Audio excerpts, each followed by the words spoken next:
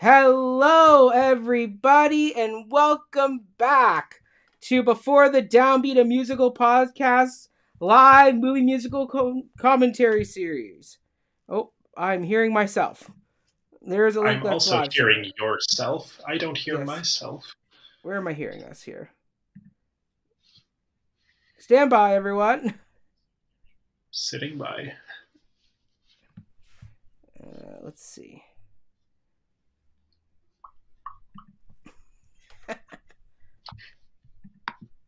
It's probably here. Ah, there it is. Mm-hmm. There. Let's mute that. Okay. Perfect. Okay. I'm clicking on the YouTube link now to see what we look like on this. We Isn't look that very fun? cool. You can even see the Fiddler over my shoulder. And joining me tonight, everybody, is a very special guest. My friend, my co-artistic producer of all things The Cup over Cup of Hemlock Theater's YouTube page. It is the wonderful Ryan Barakovich. Hello, Ryan. Hello, Mac. Good to be here. How are you doing Yes. tonight?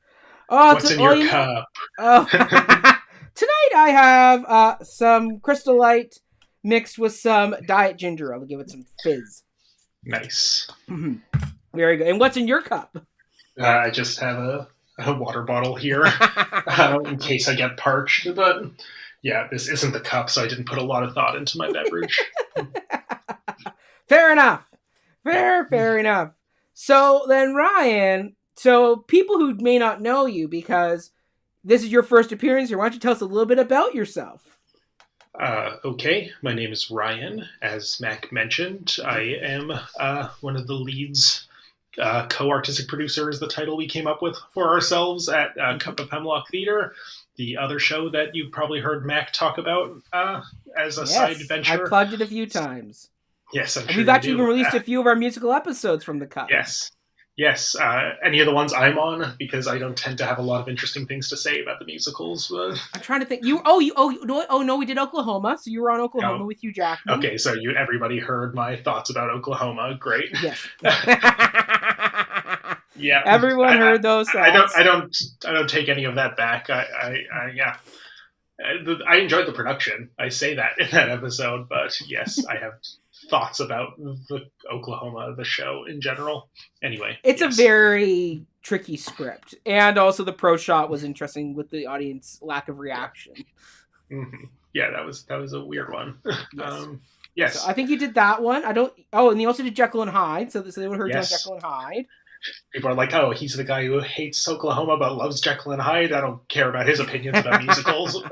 Well, this musical, they will care about your opinions because you and I have spent many an hour discussing and deep diving into this piece. We reviewed two Fiddler docs, and we will be releasing those in audio form on the Before the Downbeat channel, as well as bonus episodes for everyone, so they can listen in on those as well.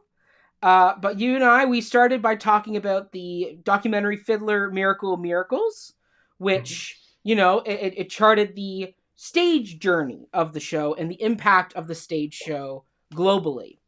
So that's where that one is. And that one can be viewed on Broadway HD. I checked there tonight, so that one is up there. And it's a really fascinating piece because it gets more, you get to hear some from the original Broadway cast. You get to kind of hear about the creation process, the history of Sholem Aleichem's short stories of Tevye the Milkman, and kind of get a little bit of a behind the scenes background on the stage show. I mean, Ryan, what did you think of that particular documentary? I love that documentary. I thought it did a great job of conveying that history, really hammering home the point of, this might seem like a Jewish story, but it's really for everyone. And I think that kind of thing is always nice, and I do appreciate that. You can hear my full thoughts on the review of the documentary we did there, which I actually just re-listened to this afternoon in anticipation of this. And it was funny because that was the first episode we did on Fiddler proper, I guess. But Fiddler kept coming up as side tangents in many of our Yes. other earlier episodes, probably most significantly in our review of the Paula Vogel play Indecent, Yep. just because it has that sort of like, old school shtetl Jew vibe. Yes. And it's also about Broadway, which is neat. So Yeah. yeah, we went on a lot of Fiddler tangents in many episodes, none more than that one. And we kind of needed to just, okay, let's just review this documentary so we can have an appropriate outlet to talk about Fiddler as much as we like to do that. It's true. We unfortunately had to delete quite a bit of our Fiddler tangents because we got way deep into Tevye and his is he a bad guy for what he does to Hava at the end, and nobody needs to hear all of those in a review of not Fiddler. So yes, we allowed ourselves to kind of review that first documentary, just be like, yes, this is a place where we can actually talk about Fiddler. And then we did another Fiddler documentary. You want to tell us about that one? Yes. So that one came up because I forget what I was doing. I think I was scrolling through YouTube, and like one of the suggested pages you may like is this one called Fiddler's Journey to the Big Screen, which is a documentary about as the title says, Fiddler on the Roof, this film's journey of making it to the big screen and the impact the film had on the globe, and how that kind of expanded the radius of the show's impact. But it charts everything from when Norman Jewison, who is not a Jew, but a Canadian. They say that many times in both documentaries. Many a times they make that Canadians reference. Can be Jewish, so that's a false dichotomy right there. But true. Yes, true. He's not Jewish. I'm Canadian and Jewish. Yes, exactly, right? Exactly. Yes. But Norman Jewison, he tells the story in both documentaries of, I got brought into United Artists' office. They pitched me to direct this film because he had just done In the Heat of the Night. I think he was Oscar nominated for that. I mean, Sidney Poitier, I believe, I think he won for the Oscar for that, for the They Call Me Mr. Tibbs, and the slap heard around the world. Yeah. But then, so they say, will you do the film? And then he comes back with the famous phrase, which is, Ryan, what? I don't remember the exact phrasing. It was like, what would you say if I told you I was a goy? Was that it? Yes, that's exactly it. And then he says, there was silence in the room as they all went, Jewison? He's not Jewish? And so then the director of United Artists, the studio head of United Artists, very quickly, Norman Jewison says, pivoted and went, well, why do you think we wanted you? Because we wanted a universal perspective on the piece. Your last name had no Jewish inclination. Right, exactly. So then it goes from there to how he found Topol and got him into the role, because we hear about some of the other people that he was potentially getting approached by, which we'll get into as the film goes on. We hear about him searching for his shtetl, because as we know, a lot of the majority, if not all, the shtetls were burned or destroyed during the Second World War. So he had to go to I think it's Czech Republic, isn't it? Or where they filmed the movie? It was in former Yugoslavia at the time. Former Yugoslavia. Yes. Now I think it's Croatia or Serbia or somewhere. But so he ends up going there, and he's going to all these different little shtetls, trying to find the right one, and then it's all about him filming it, and the journey of that, and just like the fact that he didn't have snow for some scenes, so they had to do marble dust to get the look right, and it was a whole thing. And then of course you have the cast coming in too and speaking about all their behind the scenes stories, which we will talk about. There's a very famous one that was told in the documentary about the daughters on set that we will get into, and they were filming Matchmaker, so we will definitely get into that one. But then it goes out into exploring just more of the impact of the musical. And you and I actually got to do a Q&A, a Zoom Q&A with the director and Rosalind Harris, who plays Seitel in the film. So we got to ask her a few questions. It was really fun and cool. It was all through, I believe it was the Toronto Jewish...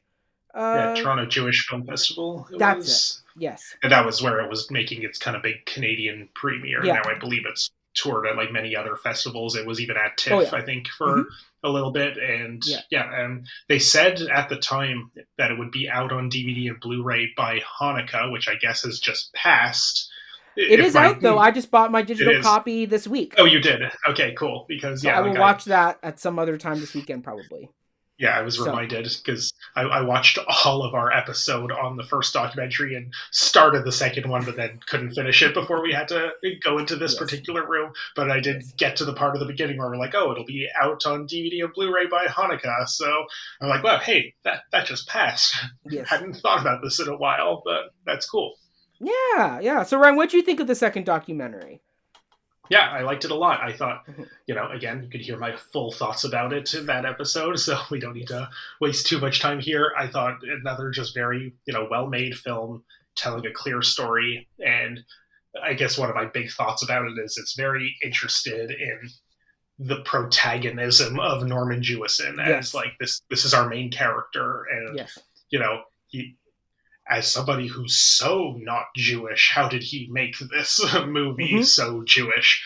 And, it's actually funny, just something that's been on my mind lately, because both you, Mac, and I have worked at Hart House Theater. And do you remember what the stage in that historic building is called? It's the Norman Jewison stage, isn't it? It is, yes, which I was like, oh, that's neat, because, he went to U of T and Hart House is there. But anyway, that was just like a minor thing. I've worked at Hart House now more recently than you have, so I'm like, oh, right, yes I watched the whole movie. I remember seeing his picture up on the wall, and I was like, People forget that Norman Jewison is a good Canadian kid. Yeah. Well, yeah, because the movie definitely doesn't feel Canadian. No. it feels very Eastern European and maybe American just because of the associations with Broadway, I guess. Yes. But but it's I really enjoyed the documentary. I guess my thoughts are just like, it's what does it mean to kind of take this guy and build the story around him? I remember we were talking in that episode about how that came later, that the director, Daniel Raim, was just like interviewing anyone who was associated with the movie to see like, okay, let's accumulate all this footage and see what comes of it. Topol, I think, was actually the first person that he interviewed. And then it was only after he interviewed Jewison, it's like, okay, this is the story. This is the main thing we're going to build this around. So yeah, I enjoyed it. If people like Fiddler, as you probably do if you're watching this, if you're the one person who's currently watching this live, hello. Hello, good to see you. Get in the comments. Tell us how much you like Fiddler. I can't see the comments. Can you see the comments? I can see the comments. I can see what people ask us. Cool. So yes, if you like Fiddler and you're willing to watch two people watch Fiddler, then you will probably also like these two documentaries about Fiddler. That is so true. I also remember in that Q&A, Daniel Raim said that there's a third Fiddler documentary specifically about Shalom Aleichem. Yes. And sort of more of the backstory on the source material. So I guess one of these days you and I will probably have to just, watch that and do a review of it, I guess. I'm going to make it a trilogy, I guess. Ryan, I think it has to be a trilogy. I think that is important, that we round this piece out with a trilogy. I think there's a good symmetry to us doing the third one. Yes. Well, right now, what we're doing today feels like an interstitial episode within that trilogy, where we're not reviewing a documentary, but we are returning to the movie. I'm also, apologies if I sound snuffy. I am getting over a little cold, so bear with me on that. Fair enough. Well, Ryan, we've been vamping here, talking to the world for about 13 minutes. What do you say we journey into Anatevka? Yeah, let's do it. All right. So Ryan and I have both queued up the video. We are at 9 seconds in. We've just watched the MGM logo go by. And now, Ryan, we'll both hit play in 3, 2, 1. Play. There we go. United Artists. Interesting. The same studio that produced Bond. Oh, well, there you go. I am expecting to see the kind of like gun hole thing. Tevye will shoot at it and it'll all turn red. Well, Topol was in a Bond movie. He's in For Your Eyes Only. Oh, that's with cool. Roger Moore. He plays the the villain turned sidekick. Nice. He's like a smuggler that Bond ends up working with. I don't believe I've seen that one, but that's cool. It's a fun one. It's the most serious of the Roger Moore era films. It's a bit tonally all Yes. over the place. It's also got Julian Yeah. Glover of Indiana Jones and Star Right. Wars fame. He Mhm. plays. He's in that as well. Mhm. So, but now here we go. So Yeah. we're We're coming up on a in sunrise on Anatevka, and Ryan. I mean, the symbolism right there. This whole film is centered around sunrises and sunsets. So the fact that Yes, we it's are, quite literally in one of the songs. yes, it is. So the fact that we're opening on the sunrise of this little village. I It's mean, you can't help but think very. maybe even Howard Ashman when he was writing Beauty and the Beast, and the Mhm. fact that his show opens with Belle waking up and going into the village to be Yeah. greeted by all the villagers. You can't help but feel maybe there was some inspiration taken from If we're from there. we're talking Renaissance Disney, that sunrise just makes me think of the opening of The Lion King. There's another But no, I don't think that's what anyone was going for in these visual cues, considering this movie came out 2 decades before that. Oh, Yes. I see a fiddler. There's a fiddler. He's on the roof, and the fiddler is being performed by Ishtek Stern, I believe, is who the fiddler Good was. job, Yitzhak. And notably, the studio didn't want to get him because they thought he'd be too expensive. But Norman Jewison went to them and said, "No, I think he will do it for a very reasonable rate for this." Sounds crazy. No, No. there's Tevye. There he is. Tevye's here. He is now talking to us, and Topo's only 35 when he does this performance. Which is crazy because he looks like he's 100. But right, exactly. Well, I mean, Norman Jewison notably had some of the gray hairs from his beard plucked every day, and then they were inserted into Topo's eyebrows to give him the white eyebrow look. Interesting. Yeah. Yeah, like it's funny. I remember hearing in the like early 2000s or mid 2000s that he was still performing. Topo was still performing this on stage. Yes. And I remember thinking, like, how old is he now? He seems so old in the 70s when this movie was made. But I guess they don't have to age him up anymore when he plays the role. Well, I was supposed to see him live on his farewell tour. You mentioned that in one of our review episodes. Yeah. And he blew out his shoulder in Buffalo right before he got to Toronto. So I ended up with Harvey Fierstein instead. Which is, we'll get into that story later. Well, we're in our first song now. We are. Comments? Well, I mean, this is where, so in the documentary, Journey to the Big Screen, when they talk about Norman Jewison trying to find the shtetl that he was going for, he would pace the songs out on site with a tape recorder so he could work it. And just the way you watch him edit this opening number, like when he's going to do all the cuts on the beat of the music, and there's a musicality to how you watch people like knead the bread, skin the fish, like you see. We'll see Laser Wolf chopping the meat in the butcher shop. Yeah. It's all rhythmic, and that is something where only someone who knows how to work with music can do that. And that's something where if you watch it between like the live action Beauty and the Beast with Emma Watson, and you watch that opening of Belle, there are moments when Bill Condon gets rhythmic and finds the beat of that song and gets the townspeople in rhythm with each other to like synchronize some movements and stuff. And there's moments that it's totally missing. And it's like, that's the difference, where Norman Jewison thinks about that constantly throughout this and is actively filming his numbers to make sure that he edits them with the music. I remember in our second review of the documentary, the big screen one, we had a lengthy aside where we kind of just basically shat on Tom Hooper for being bad at this very thing. But yes.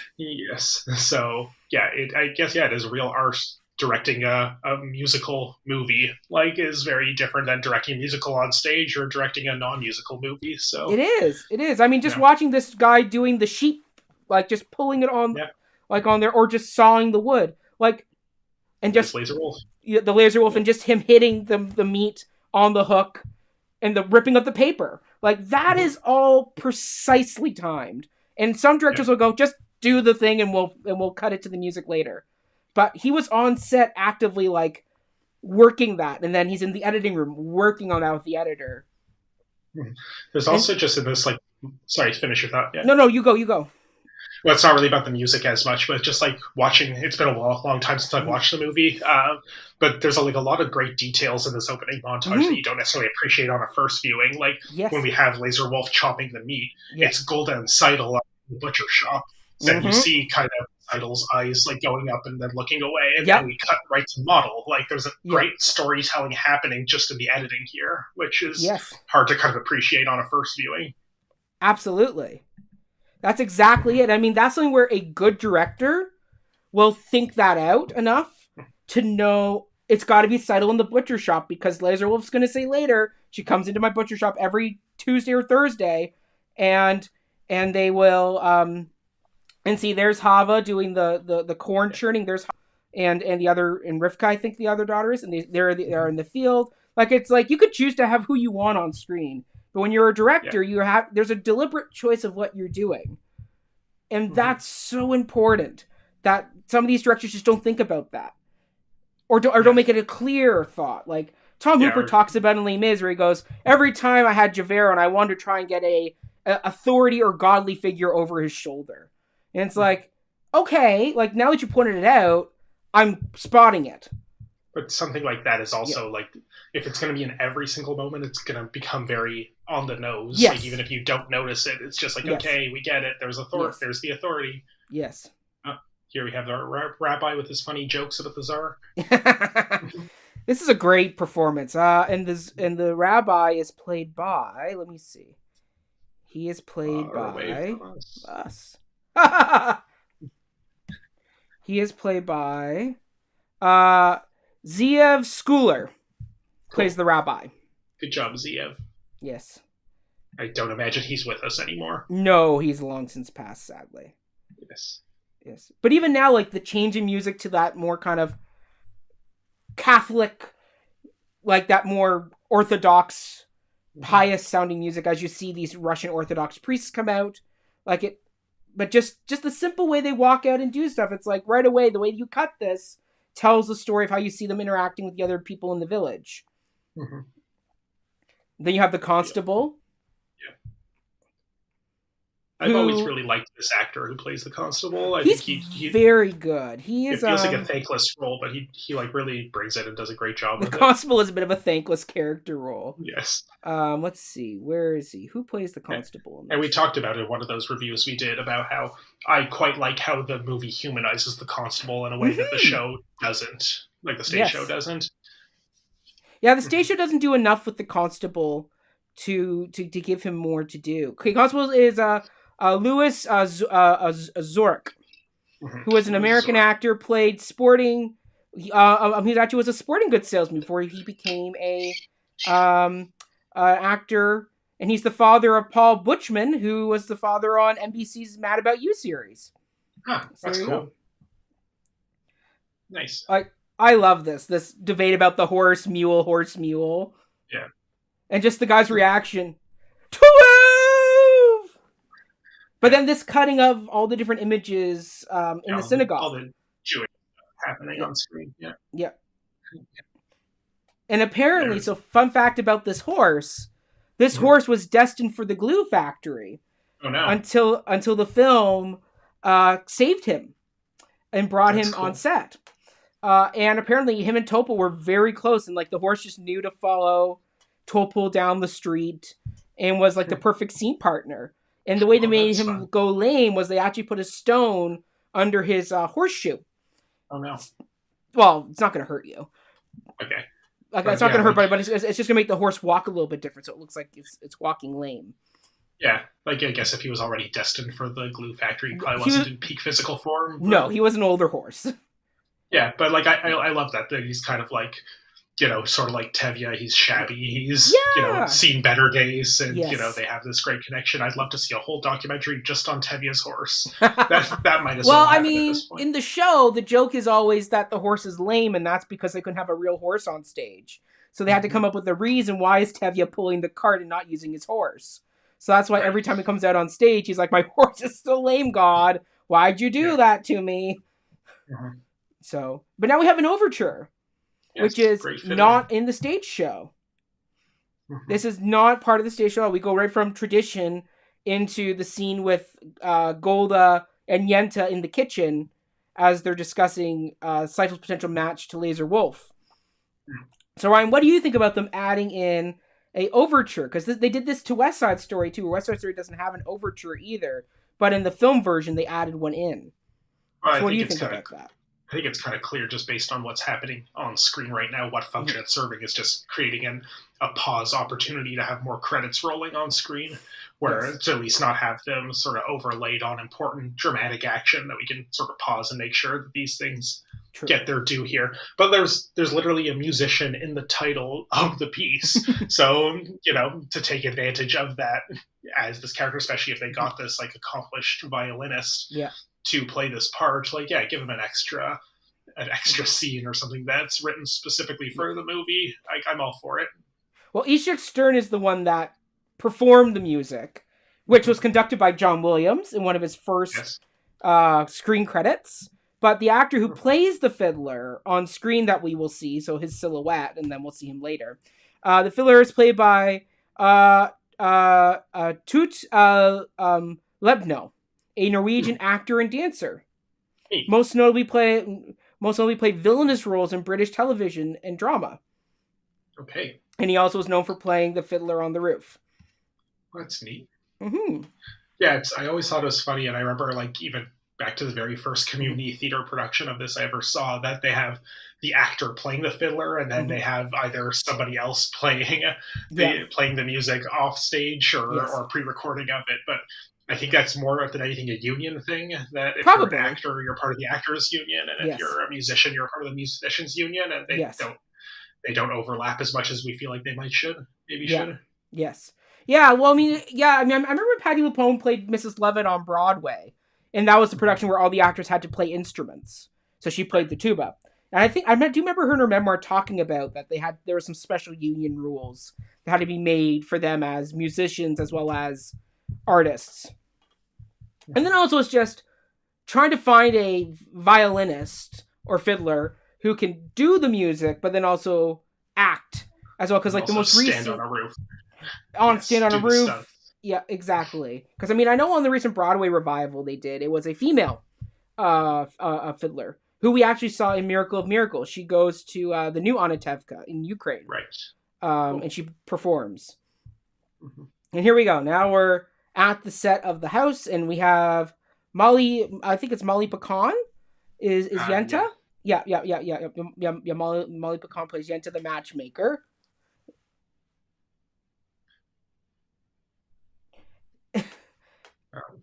And then we have the incredible Norma Crane, who sadly passed away not 2 years after this film. And she was actually suffering breast cancer. She got diagnosed right before she started filming. Oh, that's awful. And she only told Topol, the producer, and Norman Jewison about her condition. So this is her last film credit. And she's terrific in this. Yeah, she's great. She's perfect for the role. Apparently, the other person they were really going after to get the part was... Anne Bancroft, Mel Brooks' wife. And I could see her playing the role. But I think Norma Crane does a terrific job. Mm-hmm. Something that I've always liked about the movie is, you're rattling off all these facts and trivia about the actors, but most of the actors I feel like I've never seen in anything else. And I think that does kind of add to the authentic feel of it looks like we are a fly on the wall in this real shtetl. Yeah. Yeah, that's true. That's the thing is they went after real kind of New York, not big name. Topol wasn't a big name before this movie. He was a stage guy. This is the main thing I know Topol from, and anytime I see him in anything else, I'm like, it's Topol from Fiddler. Fiddler on the Roof. Yeah, I don't really think of a lot of these actors as oh wow. I know in one of the documentaries they talked about how someone like Frank Sinatra wanted to play Tevye. Danny Kaye and Frank Sinatra were two big names, and also Zero Mostel from Broadway. But Zero Mostel would have made sense because he already did it on stage. But if it's an actor you really recognize, it becomes a star vehicle for them as opposed to them truly inhabiting the role in this kind of authentic way. I guess authenticity was a big theme we kept coming back to in our review of the documentary about the making of this film. It is, and that's something where it's funny. This past week or last week, there was a thing going around on social media with Jack Black with a big beard. Right now, because he's growing out his beard. And so the joke was that everybody start tagging Jack Black and sharing this, and the phrase underneath it was "My Tevye," because there's the story there. It's been announced that they are planning on remaking Fiddler on the Roof, and obviously there are talks about who will play Tevye. Is it going to be Mandy Patinkin? Are they going to try and get him to come back and do a role in the film?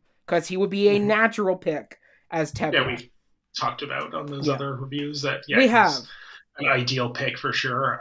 Yes. I don't know. Jack Black, obviously, he's very recognizable, but so is Manny Patinkin. Like, but Patinkin is a bit more, disappears into the role a bit more. Jack Black would be Jack Black. And like, that's something where it's like he'd be a star turn versus a disappear into the role.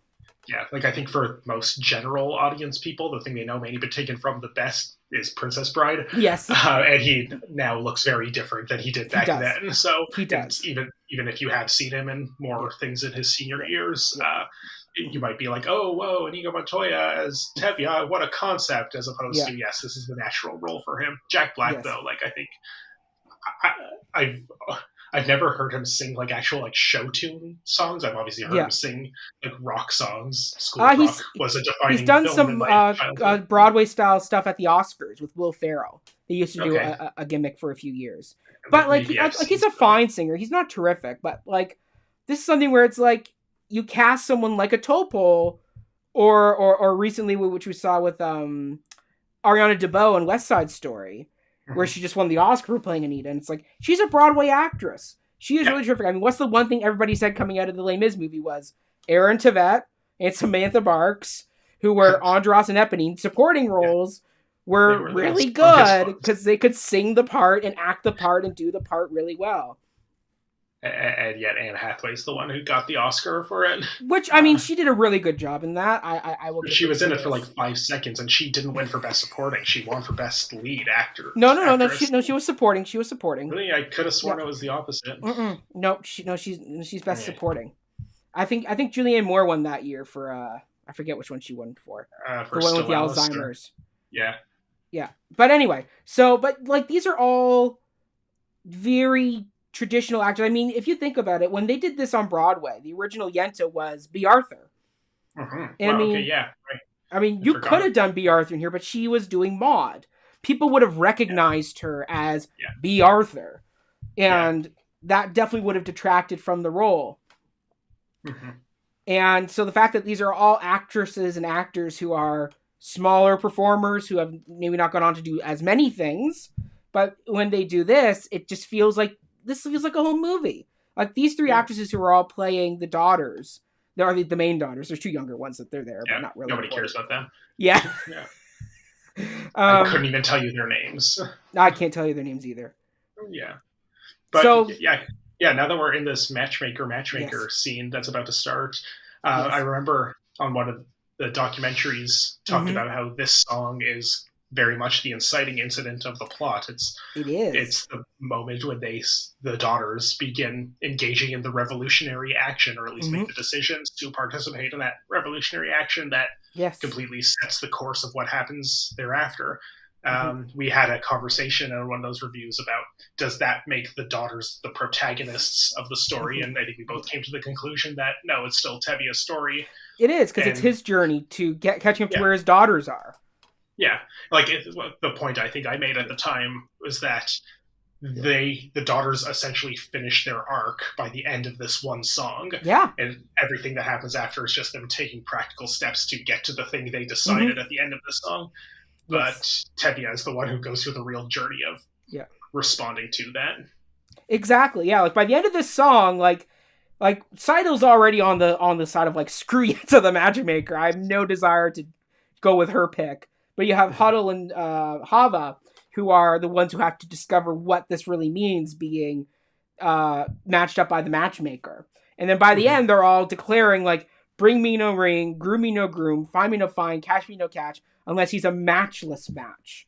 Yes. And so you're right. By the end of the song, they already have made the choice that they're breaking they will in some way break the mold. Each one a little bit more than the last. Yeah.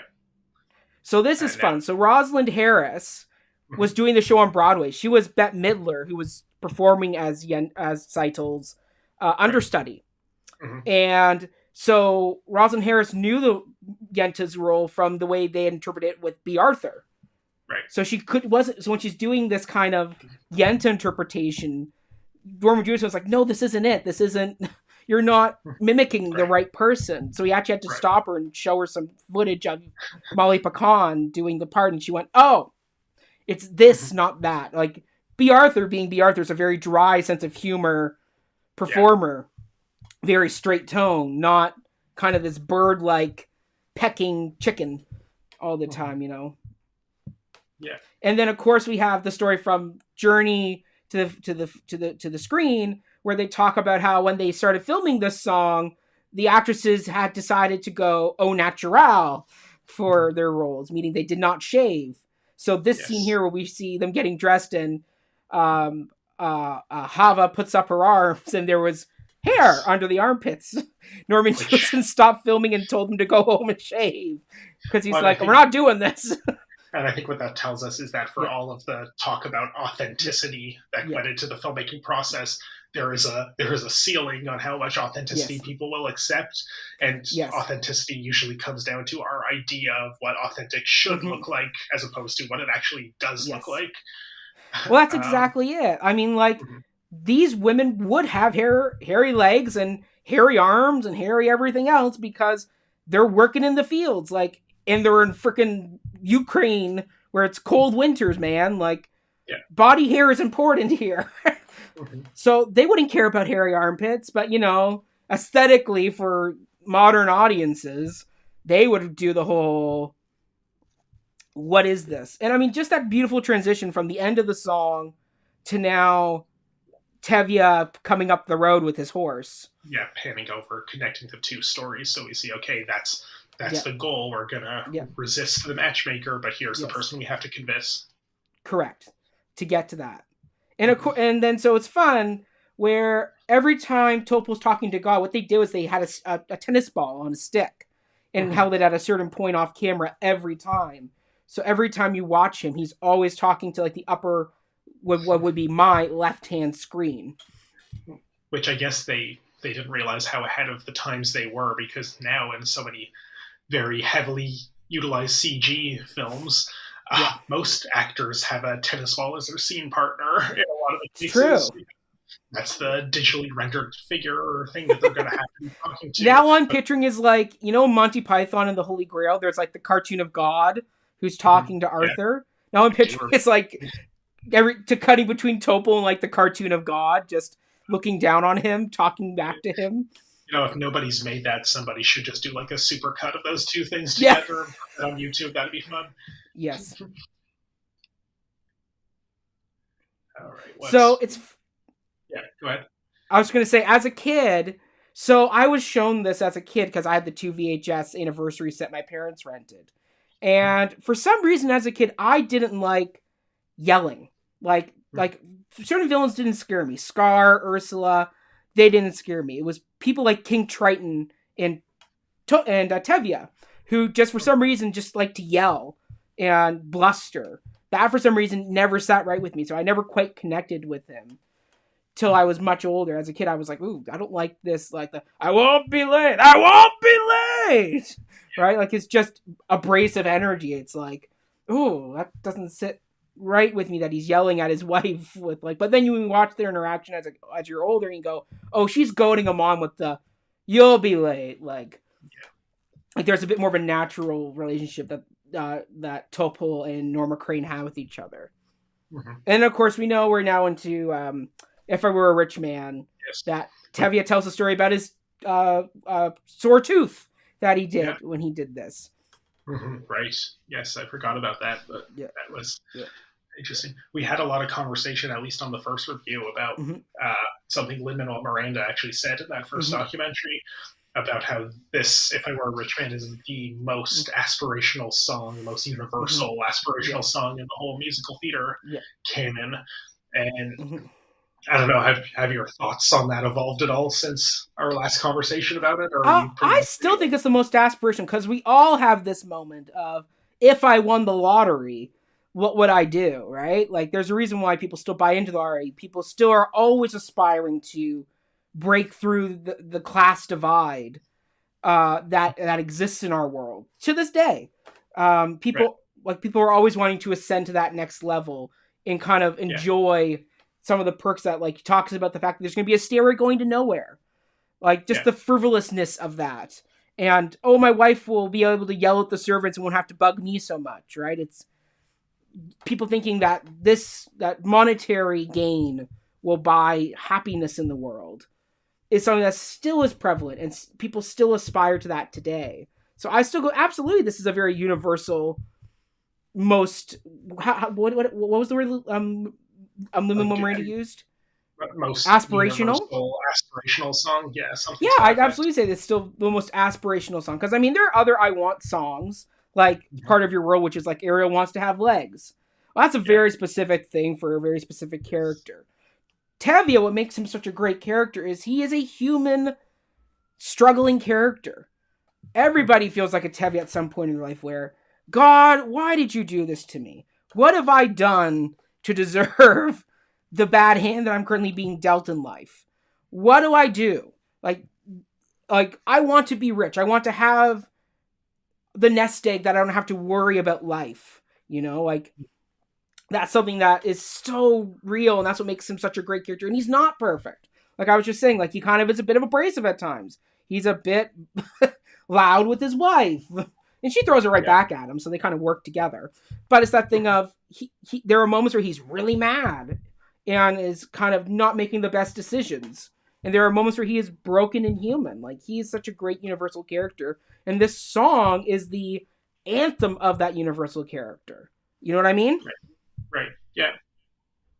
Yeah, you're pretty much summing up a lot of the same points that I raised originally. Like I think I had like maybe a more cynical take on, yes, this song feels universal because we live under capitalism, and therefore monetary gain is the only way of improving your social station. Mm-hmm.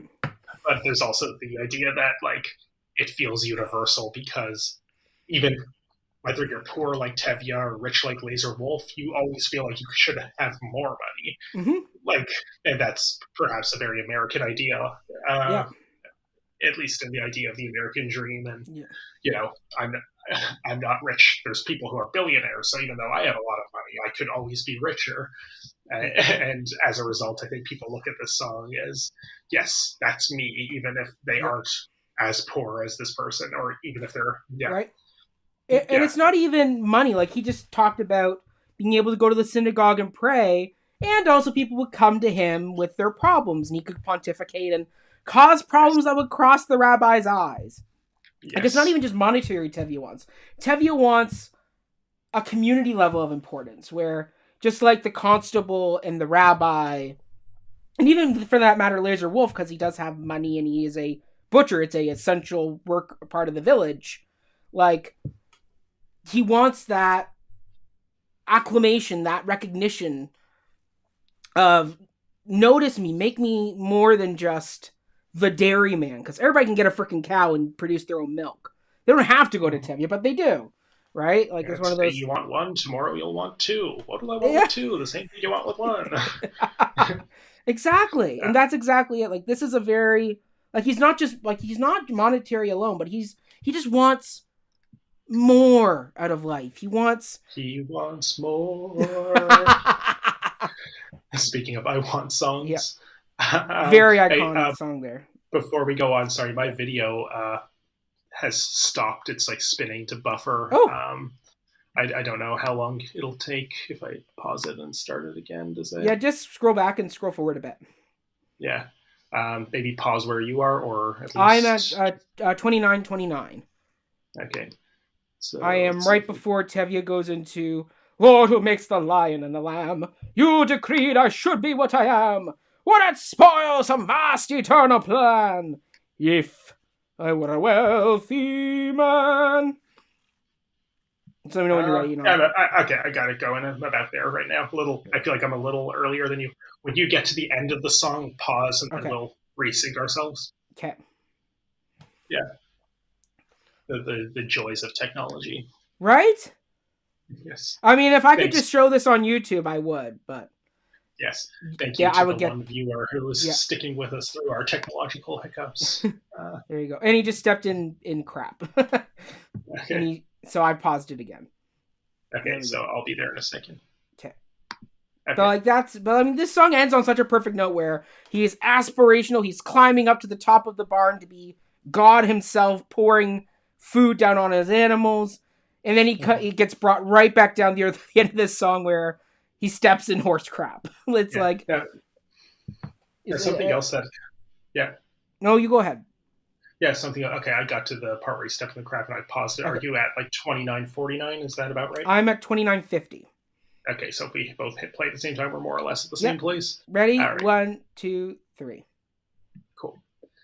So the other thing that's on the subject of I Want songs that kind of came to my mind re-listening to our review when we had this whole conversation is that, like, we talk about, like, in screenwriting, like Save the Cat, Robert McKee type stuff about, like, want versus need, and that the I Want song usually sets up the thing that they think they want, and over the course of the journey they realize, oh no, there was something else that I really needed.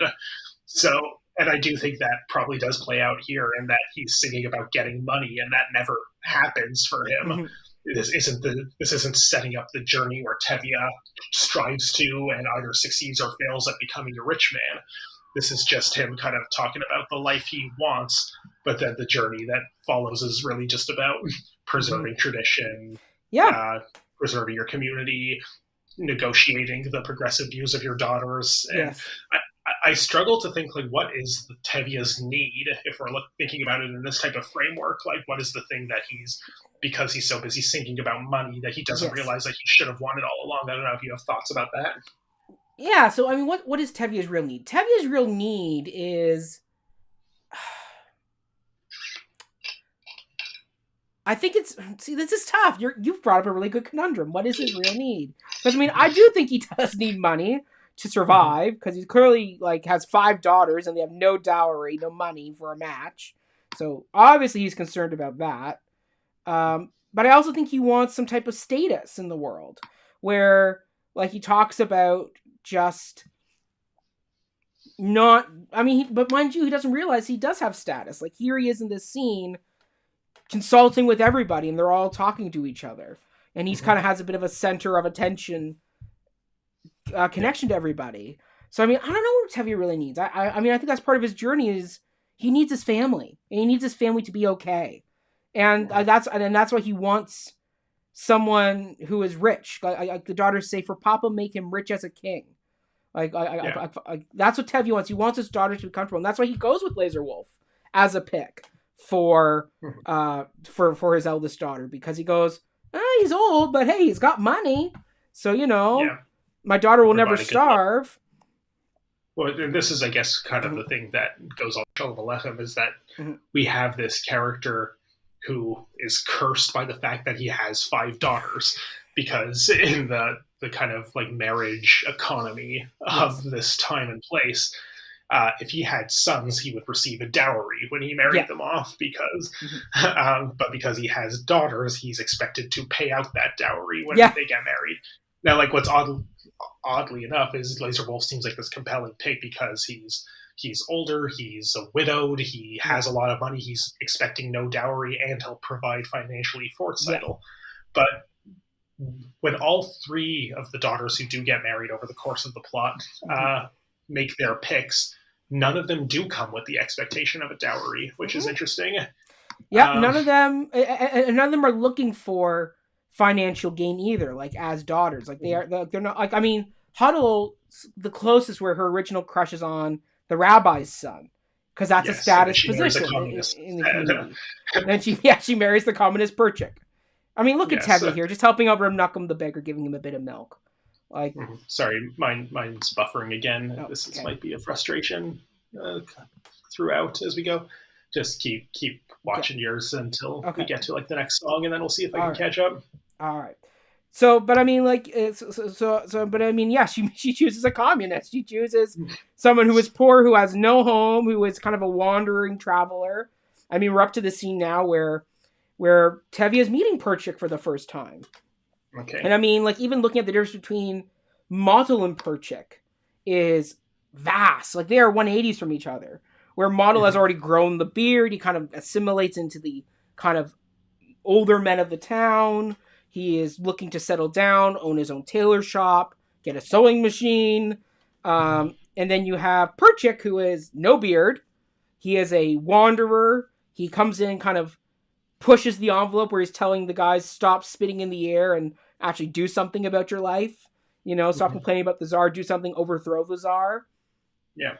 You know, like, he's coming in, shaking up the mold, right? And Tevye kind of likes him for that. Tevye kind of goes, there's right. something to You're you. also right. Yeah. I just got myself caught up to there. I don't know if that's still behind or where you are. But I'm around 34:40. Okay, you're about a minute ahead of me. Let me see if I can catch up there. Yeah. Yeah. And I mean, I will say, this cheese that Tevye is giving out looks very good. Yes, it does look very tasty. He's good at his job as a dairyman. Yes, he is.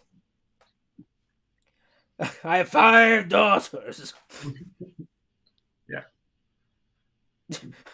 And see, Tevye, once again, he pushes the rabbi's assistant guy away. Like, he's like, look, he's a radical, don't talk to him. And Tevye's like, go away. Like, yeah, I want to hear what he has to say. Exactly. Like, that's something that Tevye is.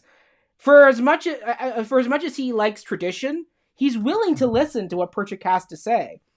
And even makes a deal where it is lessons for food. Like, yes. Like, he is willing to kind of go outside the boundaries a bit. And Perchik is one of the alternative suitors to his daughters that he does accept. Yes. Because he's Jewish, specifically. That's that becomes the breaking point that he can no longer... Yes. He can not bend without breaking. Sorry, Fieka. Yes. You were one step too far. I've said that before, but... Yes. But, and like, even that, like, that whole thing of when he goes to Golda, and we'll get to that scene where he's convincing Golda of why he allowed the match. And he even says, Golda, I like him. Like, like he's a little crazy, but I like him. And Model never gets that type of, because I think Model is always going to be the little boy in his eyes because they grew up together. He is the little next door neighbor boy.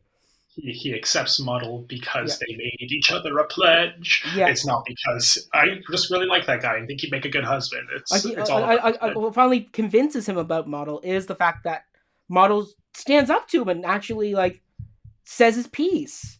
And actually goes, oh, you can talk like a man. Perchik, he's like, that guy's already talking like a man. He's already pushing the elders around. Yeah. And here's Huddle already making eyes at Perchik there. Yeah. And it's interesting, like, Tevye talks about Hava being his favorite out of his daughters when she leaves, and you were always everyone's favorite child. But yet, in this, just the way that Tevye reacts to Perchik's remark about Huddle having a very witty tongue, and the whole concept of the tongue she gets from me, the wit she gets from me, the tongue she gets from her mother, you know? Like, it's one of those things of, it seems like he's more closer to Huddle than he is to Hava. Yeah. Like the movie didn't really quite build in enough of a connection between Hava and Tevye. Yeah, and I feel like one downside, and this is both the movie and the stage show, is that the daughters do tend to become a little interchangeable with each other. Seidel gets the most characterization differentiation because she gets the whole first act to herself as, like, the daughter problem. And then the other two get condensed a little bit and therefore don't get to be as fleshed out with their own distinct personalities, which is a shame. Yeah. But they each get half an act. Yes. Yeah, it doesn't help. No. I mean, apparently there was early talks of making this a 3-act musical. So I guess each daughter would have gotten her own act and her own adventure. Yeah. But obviously you can't do a 3-act musical. I mean, this show's already 3 hours long. Like, it's a long show. I know people would sit through more.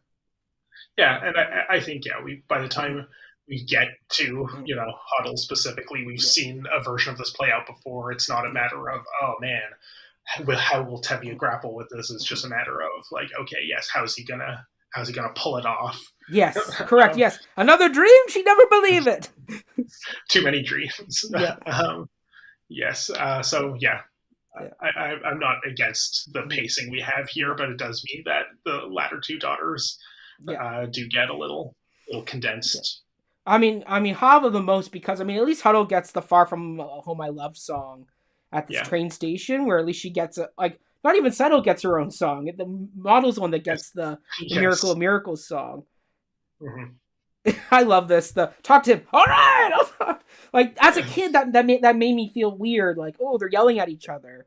But then as an adult, I'm like, oh, okay. Like, they're giving it to each other. Like, they're both giving and taking a bit.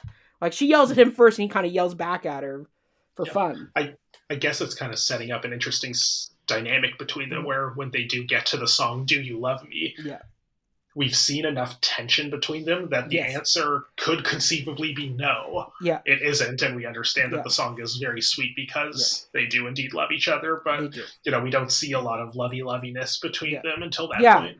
Yes. I mean, and I can see why Model, I mean, we're now to the part where and it's great, like, the way they frame this, where Seidel's in the middle between the two of them in the background, watching this interaction of, Tevye, I'd like to say something to you. Yes. What is it, Model? What is it? Like, good Sabbath. Shake hands. Yeah. But it's like one of those things of, I can see why Tevye would be a little bit iffy on, can this guy actually do something for my daughter when he can't even speak to me? But at the same time, I'm also going, Tevye, you kind of scare the guy. Like, I can see why. You scare the guy. And if Muddle is hesitant, it's because it's out of respect for the tradition that Tevye is so concerned about breaking. Yes. Like, he understands that this is a radical proposition, and I don't know how my love's father is going to feel about it. Like, so I don't blame him for his hesitancy. He's also the one going in this with the least precedent. They are the ones who have to blaze the trail. Whereas by the time we get to Perchik and then later Fedka, I can never say his name right. Fiedka? We've like, okay, we've had precedents for these kinds of things, so why can't we just push it just a wee bit further? But Models, this is foreign territory for him and Seidel. And I mean, also, like, the fact that Model talks about, can we wait until I save up for my own sewing machine? Because at least then I'll feel like I have enough of a business to be willing to provide for you. And Seidel's like, no, like, even a poor tailor is entitled to some type of happiness. Don't wait till something, because it'll be too late. Like this, the show sets a really good urgency right off the top with this first daughter, where it's like, here's the problem. Seidel wants him. Tevye wants this. What are they going to do to get together?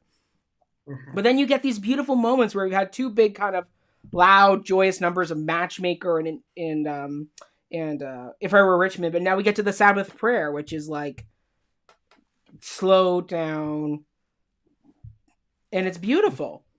Yeah. Like, this show does a really good job of balancing each other. Like, we're going to go right from this song into To Life.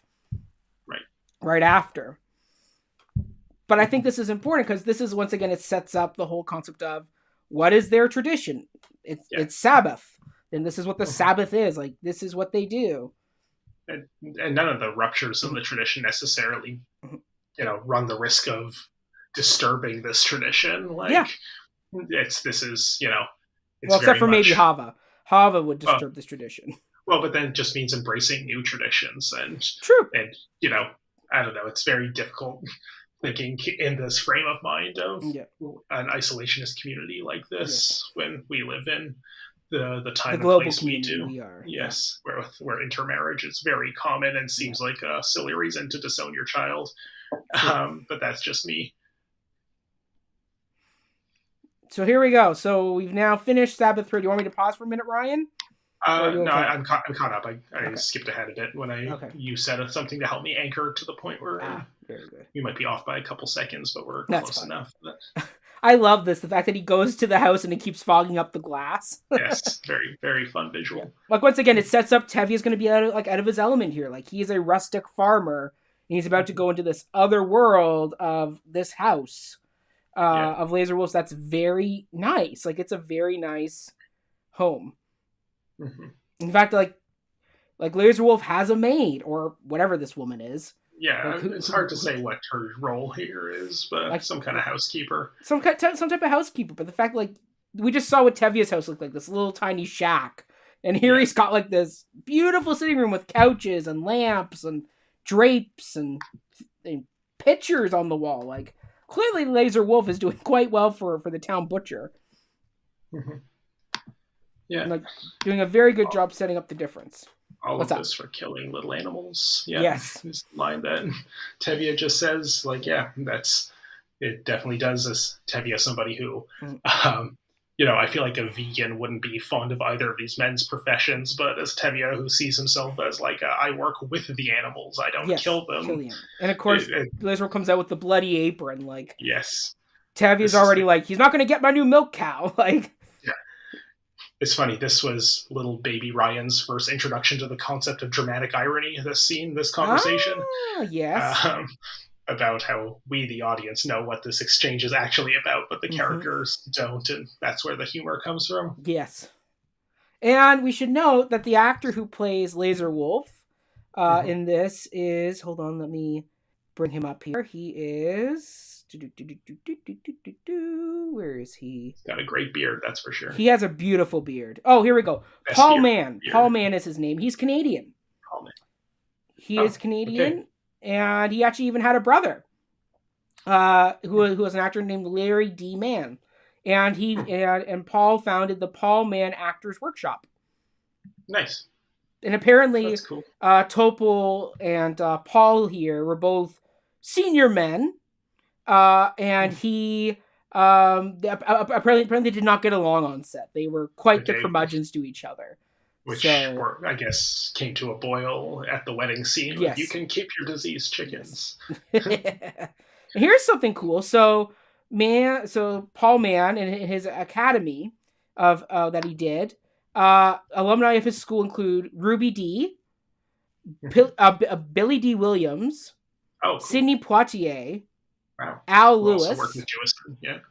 and Vic Morrow. Wow. So quite a few big names went through his school. Well, that's cool. Yeah. Was that before or after this movie? He set this up in it looks like it set up in 1953. Okay, so a couple decades before. Yeah, so so he's kind of coming into this project as more of like a veteran of stage and screen. Oh, absolutely. Probably. And he actually got a Golden Globe nomination for Best Supporting Actor for this performance. Nice.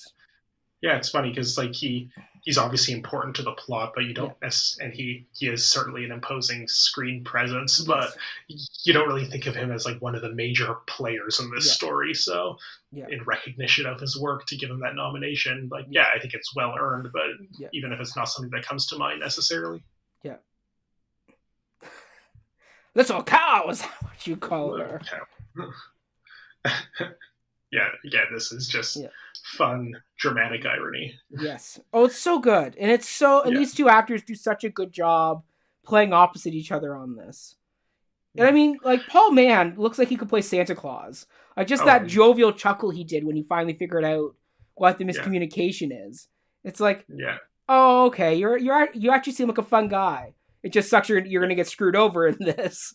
Yes. And Tevi's going to kind of make you look bad. Mm-hmm. Yeah. Yeah. There we go. So Seidel's in every Thursday in his butcher shop. Every Thursday, which now thinking back to that opening montage, that's what we've seen. Yes. That we were introduced to both of these characters in each other's presence, not realizing yet at the time that this is the first attempted match that's going to set the other dominoes in motion. Exactly.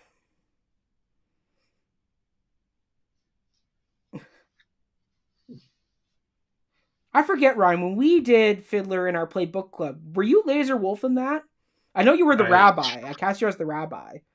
I don't remember, honestly. We all had to play so many characters. It's true. That was a big cast for us to get through. You were Tevye. I was Tevye. Your own request. I was my pick. I was like, I'm going to be Tevye. Yes. This is great here. This pause. The first freeze frame, Yeah, because on stage it's really easy for this to do. It's like spotlight down, individual spotlight on Tevye, hold your pose. When you do this on film, it's like, how the hell do you do this concept? Because you need to have this internal monologue. Because this is very this is part of Tevye's thing, is he talks to God and he has his own side monologues throughout the show. Yeah. Well, they picked just the perfect freeze frame image to stop on. Those eyes, Paul Mann had such blue eyes, man. Like, just that look of that. Mm-hmm. It's great. And then once again, this is why you would cast somebody like Topol, because this is a very tight close up on Tevye. And if you're thinking about Zero Mostel, he's a very big, very broad actor. Yeah. That I don't know if he would do well with that tight close up kind of like slow thinking performance there that he's doing. Yeah, it would definitely feel more like an invasion of his personal space than it does with Topol. Yeah, like Topol feels like he's welcoming you into this thought process he's going through of like, why would I approve this match? Oh, he's rich. Okay, all right, I'll do it. Yeah. Twist my arm, why don't you? Yeah. And of course, they're now going to get schnockered on vodka. Yes. To life. L'chaim. To life. I also love the fact that they keep making reference to that Tevye once will be Laser Wolf's papa once he marries Seidel. He's like, I wanted a son, but a younger one. Uh-huh. Yeah. Yeah. But like, it's funny how I guess in this culture where based on what we saw in Matchmaker, this seems like a common occurrence that these older widowed men are treated as the suitors for young women. Of course. Well, they have the money. They have the power to go to Yenta and go, exactly. So, here's some money. Go find me a new one. So I don't blame Tevye for not batting an eye at this very old man is going to be my son-in-law. Like, that is the kind of thing that does happen around here. Yeah. And I love the fact that in the stage show, this whole scene takes place in the bar. They never go to Laser Wolf's house. But then in the film, because we talk about how in the film you can expand the world and do more, because you can track down the street. And it's like, that's such a great concept, because you could easily write this scene to be all the whole time in the bar. Well, yeah, as they do on stage. As you do. But here they were like, no, we're going to go to his house, and we're going to come out of the house. Yeah, and going to his house, I guess, Yeah. The only real function that it serves to differentiate it from the stage version is that we get to see the life of luxury that Laser leads. And that's part of the process that convinces Tevye that this is a good match. Exactly. If this was all happening in the bar, it still works, but you kind of have to infer a lot more of that. Mm-hmm. Live another day, drink like I am to life. Such great male harmonies here. Like, this is such a manly show, just in the sense of, like, the daughters are very important, but like, just I mean, you have the bottle dance, you got just Tevye being Tevye, you got like this big male chorus here. It's like so much of this has such a male energy to it. It's like, it's so like, and just it's like, oh, you just feel it. Mm-hmm. And then it makes you feel even more power to the daughters who are fighting against this male energy that predominates their village. Mm-hmm. And I love the dance here. The yai die da da da da da. Yeah, it's really nice. Like, this is great. All the furniture. Yeah. And I mean, sadly, we won't see this type of stuff done anymore on film. This kind of dance break. I mean, actually, Matilda the musical just included dance breaks again. Well, yeah, like In the Heights, I think is a good recent In the Heights example. did it too. Like they do it once in a while, but not as often as like these, where it's like almost every number there's going to be a bit of a dance break here. And then of course we have the Russian soloist. Yeah. When Stratford did this with Scott Wentworth, they actually choreographed it so the Russian soloist was actually kind of picking on Tevye a bit. Like, they would go to clink a glass, but then he would pull it away at the last minute, and Tevye would stumble a bit. So there was a bit more of that energy of tension that they're not quite on the same level here. Like, he's kind of dicking with them a bit. And I love the fact that Laser Wolf is picking up on this. Like, the fact that they're encroaching on him. And Tevye's just, like, drunk. You're like, oh, yeah, this is great, man. This is great. But even Laser Wolf is like, oh, wait, hold on a minute. Back up. They're invading. Oh. What I love about this, like, maybe, sure, they're invading, but I see this scene in particular as an example of these communities aren't so different. They are. If they can celebrate together like this, why can't they be integrated? Yeah. And I see, Chava's marriage as the perfect Romeo and Juliet-esque breaking down of these barriers that we see is possible in this scene. Yeah. And I mean, when Autumn and I did this episode, that's why she put this song on her top 3 lists, because she goes, this is the song of hope. You see this number, and the fact that there's going to be a moment where this guy's just bumped into Tevye, and you think, oh, is it going to turn to West Side Story in here? Like some brawl in the bar? But then they find a way to dance together.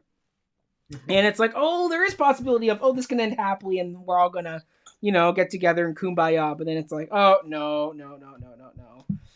Because right after this scene, we get the constable telling Tevye, oh, there's going to be a pogrom coming to town. Like, heads up. Chekhov's gun here. Like, we're setting up there's going to be a pogrom. There's going to be a pogrom. Like, yeah, let's hope it doesn't happen on your daughter's wedding night. Yeah. Well, wink. Yeah. And I love the fact that Tevye just takes the tip of the hand. Yes. Like, once again, it's just Very, great very character intelligent. work there that it's like... And Tevye gets into it. Like, he says, I like it. Yeah. But then you see Laser Wolf off to the side going like, stop this. This is like, don't do this. Yeah, like even more so than Tevye, Laser Wolf, I think, is the embodiment of tradition. Yes. He's gone through Yenta the matchmaker to get a new marriage. Like, he's doing it the proper way. He represents the marriage that needs to be thwarted for progress to happen. Yeah. To be counter to that tradition. He's like claps his hands and then backs off like, okay, that's enough. I will only go so far. Whereas Tevye is willing to get into it. Yeah. But, obviously doesn't pan out fully, and the impending pogrom is a big part of that. And it's funny, like, that Jerome Robbins directed the original stage show, and they're using his choreography in the film here. And notably, Jerome Robbins also directed the stage show and helped direct the film version of West Side Story. This scene feels very much like the dance at the gym, like the back and forth between the Sharks and the Jets, between the Russians and Tevye's group, like. But like, once again, like, this is all about like, how do you come together? And there's just the ways they're doing this. It's like just incredible, and just the chaotic energy of this, and just the like everybody getting swept up in the excitement. And yet, in every single shot, you can pick out one of our main characters. Like, it feels chaotic, but there's always like an anchor point that you can be like, okay, yes, I know that person. I see what's happening. It's very controlled chaos. Yeah. And that's a bit of a dated ending there, where it's like the freeze frame on Tevye and fade to black. It's like, I don't think we needed the freeze frame. Could have just done a natural Rocky. Fade into. It feels like Rocky 2 at the end. Like, I don't know. Adrian! That came about almost a decade after this, but it's still fun. Yeah. And here we go. This is the Papa chat I was referencing this. You will be my Papa.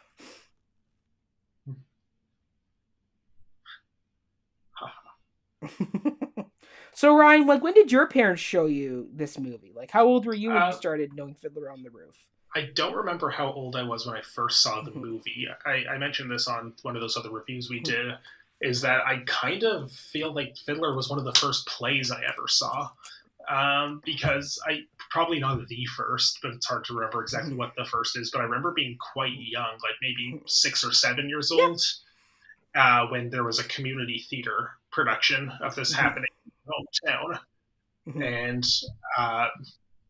by the synagogue that my family went to kind of arranged a fundraiser to rally community support to get the small Jewish community that there was in my hometown out to see it.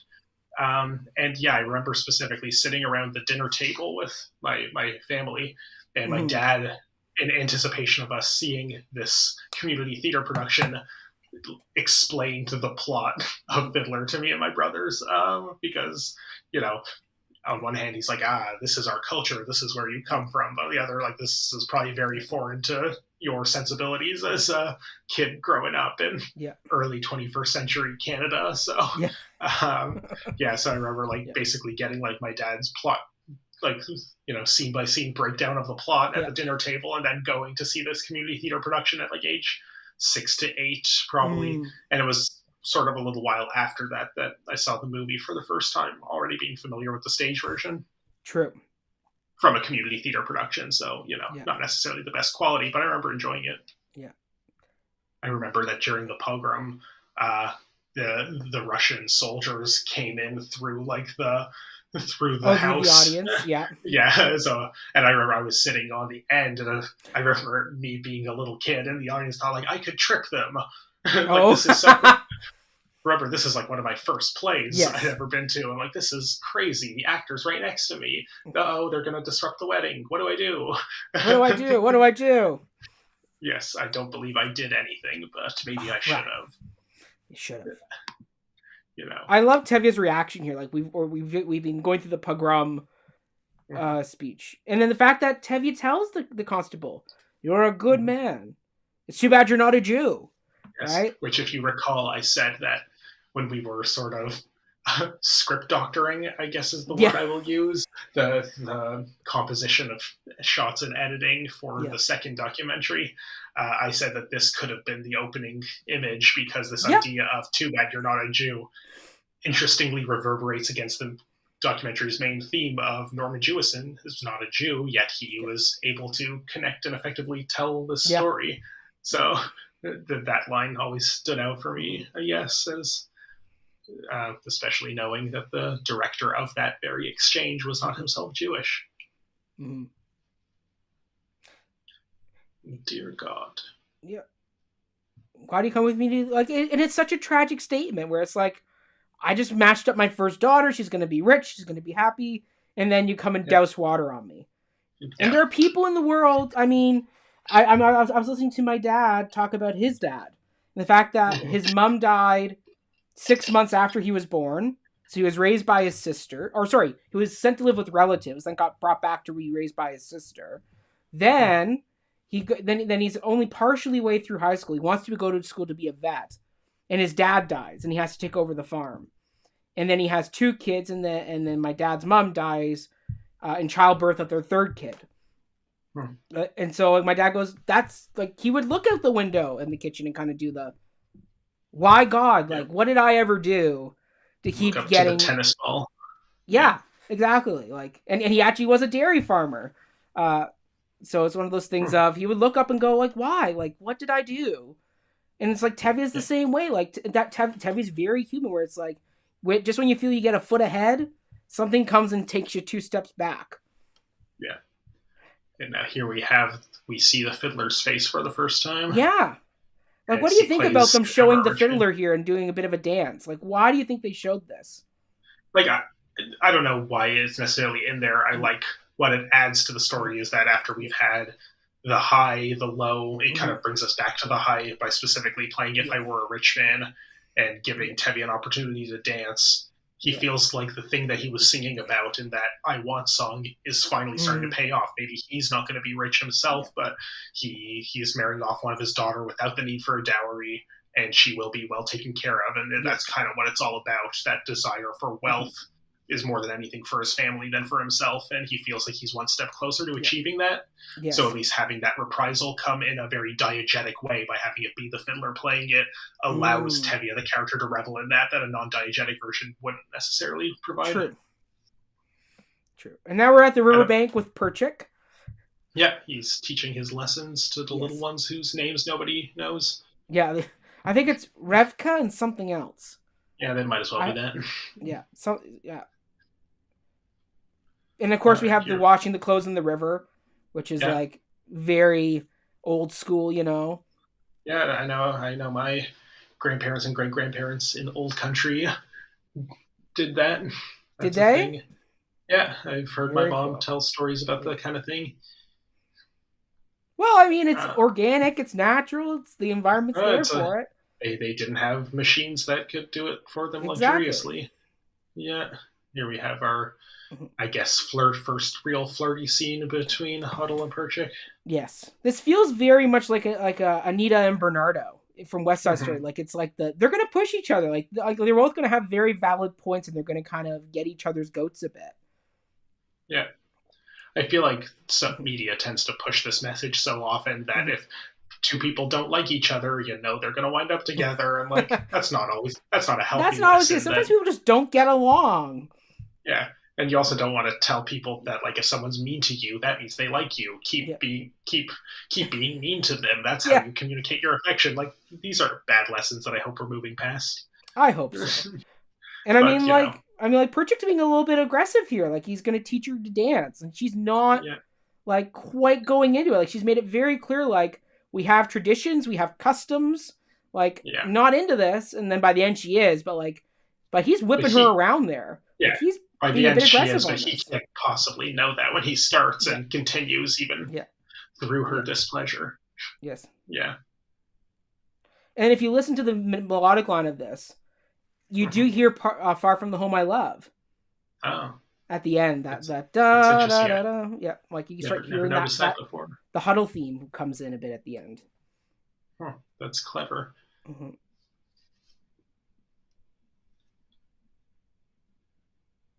There we go, and I guess that is good dance foreshadowing for how Perchik's the one who's reintegrates the gendered dancing at the wedding. Yes. This is once again a Chekhov setup of they dance, Yeah, they're dancing. Oh, it's a mild one, but it just basically tells us two things about Perchuk. The guy loves to dance and will not respect your segregated gender dynamic. No. And then Tevye comes out hungover. Yeah, with the chicken leading the way. Yeah, I love the fact that the chicken comes out first. Like, that's such a great little detail. Yeah, it's very cartoonish, but it fits very nicely. Yeah. It's just like how in Beauty and the Beast, when Gaston puts his feet up on Belle Sybil and he's telling her about his envision for the future, but his sock has a hole in it. It's like such a great little detail of, they didn't have to put the chicken in there, of him Tevye kicking up the chicken. He could just enter it into the scene. Yeah, but it's funnier with the chicken. It's funnier with the chicken, and it's more organic. Like, of course, like, they're free-range chickens. Like, and their door is open. Of course they're gonna, like, have a chicken show up in the house every once in a blue moon. Mm-hmm. How are we doing for viewers? I see we still have our one person in the audience. Have there been any comments or anything? No comments yet. They are just enjoying our conversation. Hey, thanks for tuning in. If there's anything you want to ask or say to us, pop it in there. Ask away. That's good. Yes. Oh, and we see a scene of milking a cow, which feels fitting in this movie about a dairyman, that there is actual milking happening. Absolutely. It's funny, when my dad was there seeing Into the Woods, and there's the whole storyline about Jack's cow doesn't produce any milk. He turns to me and goes, don't they know they have to breed the cow to get the milk? Like, yes. Like, wouldn't that kind of be obvious? Poor Milky White. Poor Milky White. But yeah, it's funny. Yeah. I love that. Like, why do you have to clap? Like, Tevye being hungover the way it is. Mm-hmm. Okay, here we got Seidel not reacting well to this news. No, she's kind of stunned, but Gold is happy. Yeah. Oh yeah, she would be. May she rest in peace. May she rest in peace. More setup. Yeah, Fruma Sarah. Yeah, Fruma Sarah. Yeah. I mean, like, I just love the fact that Gold is a bit like the town gossip in a way, where she's like, that other woman, she was a bit of a bitch, like, we really liked her anyway. Good thing she's dead. Yeah. No offense. Good thing that her widow is now free to to provide a nice life for my daughter. Yeah. Isn't Perchuk going to congratulate her? Perchuk. For getting a rich man. Yes. Such a line. Mm-hmm. It's a good question, Tevye. What is wrong with being rich? Sometimes people get lucky and they marry the right person, or they fall into the right luck and they get lucky. Yeah. And I mean, Laser Wolf didn't just fall into his money. He works for it as the butcher. Like, he's there late at night butchering the animal when he meets Tevye that night. Like, he's not sitting at home with his feet up with his housekeeper doting on him. He's out there butchering away. Like, and I wonder why, like, someone, like, I don't know how the economy necessarily works in a small shtetl like this, but, Tevye provides dairy for everybody in the town, and Laser Wolf presumably provides meat for everyone in the town. Yes. Is the economic disparity between the two of them just that meat is so much more valuable than dairy? Like, I would guess, because once again, it's one of those things of anybody can buy a milk cow and milk the cow, but kosher, the way it's prepared, maybe there's something that I don't think anyone's buying non-kosher meat in this town. But so who knows? Maybe Laser Wolf has the market cornered on butchery. Yes. And here Tevye is a bit of a bad guy, where, like, Title's like, I'll do anything not to do this. Yeah. Like, she'll hire herself out as a servant if she can't. She'll do anything to not marry this man. Yeah. And Tevye's being a bit of a hard ass here, and, like, you could view him as a villain, or at least a antagonist to his daughters in this moment. Well, certainly, and if we are going to go with the interpretation that sees the daughters as the protagonists, he is the thing that stands in their way, the person who does need to be convinced. Yes. I do think we are invited more to see Tevye as the protagonist, that we could say that his actions might be overly aggressive or perhaps even villainous, but he is not the villain of the story, or certainly no antagonist. Yeah. No, he definitely is an antagonist, but it comes from a place of he wants security for his daughter, and the fact that he says, it's all right. I guess you were not meant to have wealth or riches. Yeah. Yeah, I was not ordained. Mm-hmm. So the fact that More he says chickens. that, like, yeah, these damn And then chickens. here comes Model. Model, who we should say is played by Mm-hmm. hold on.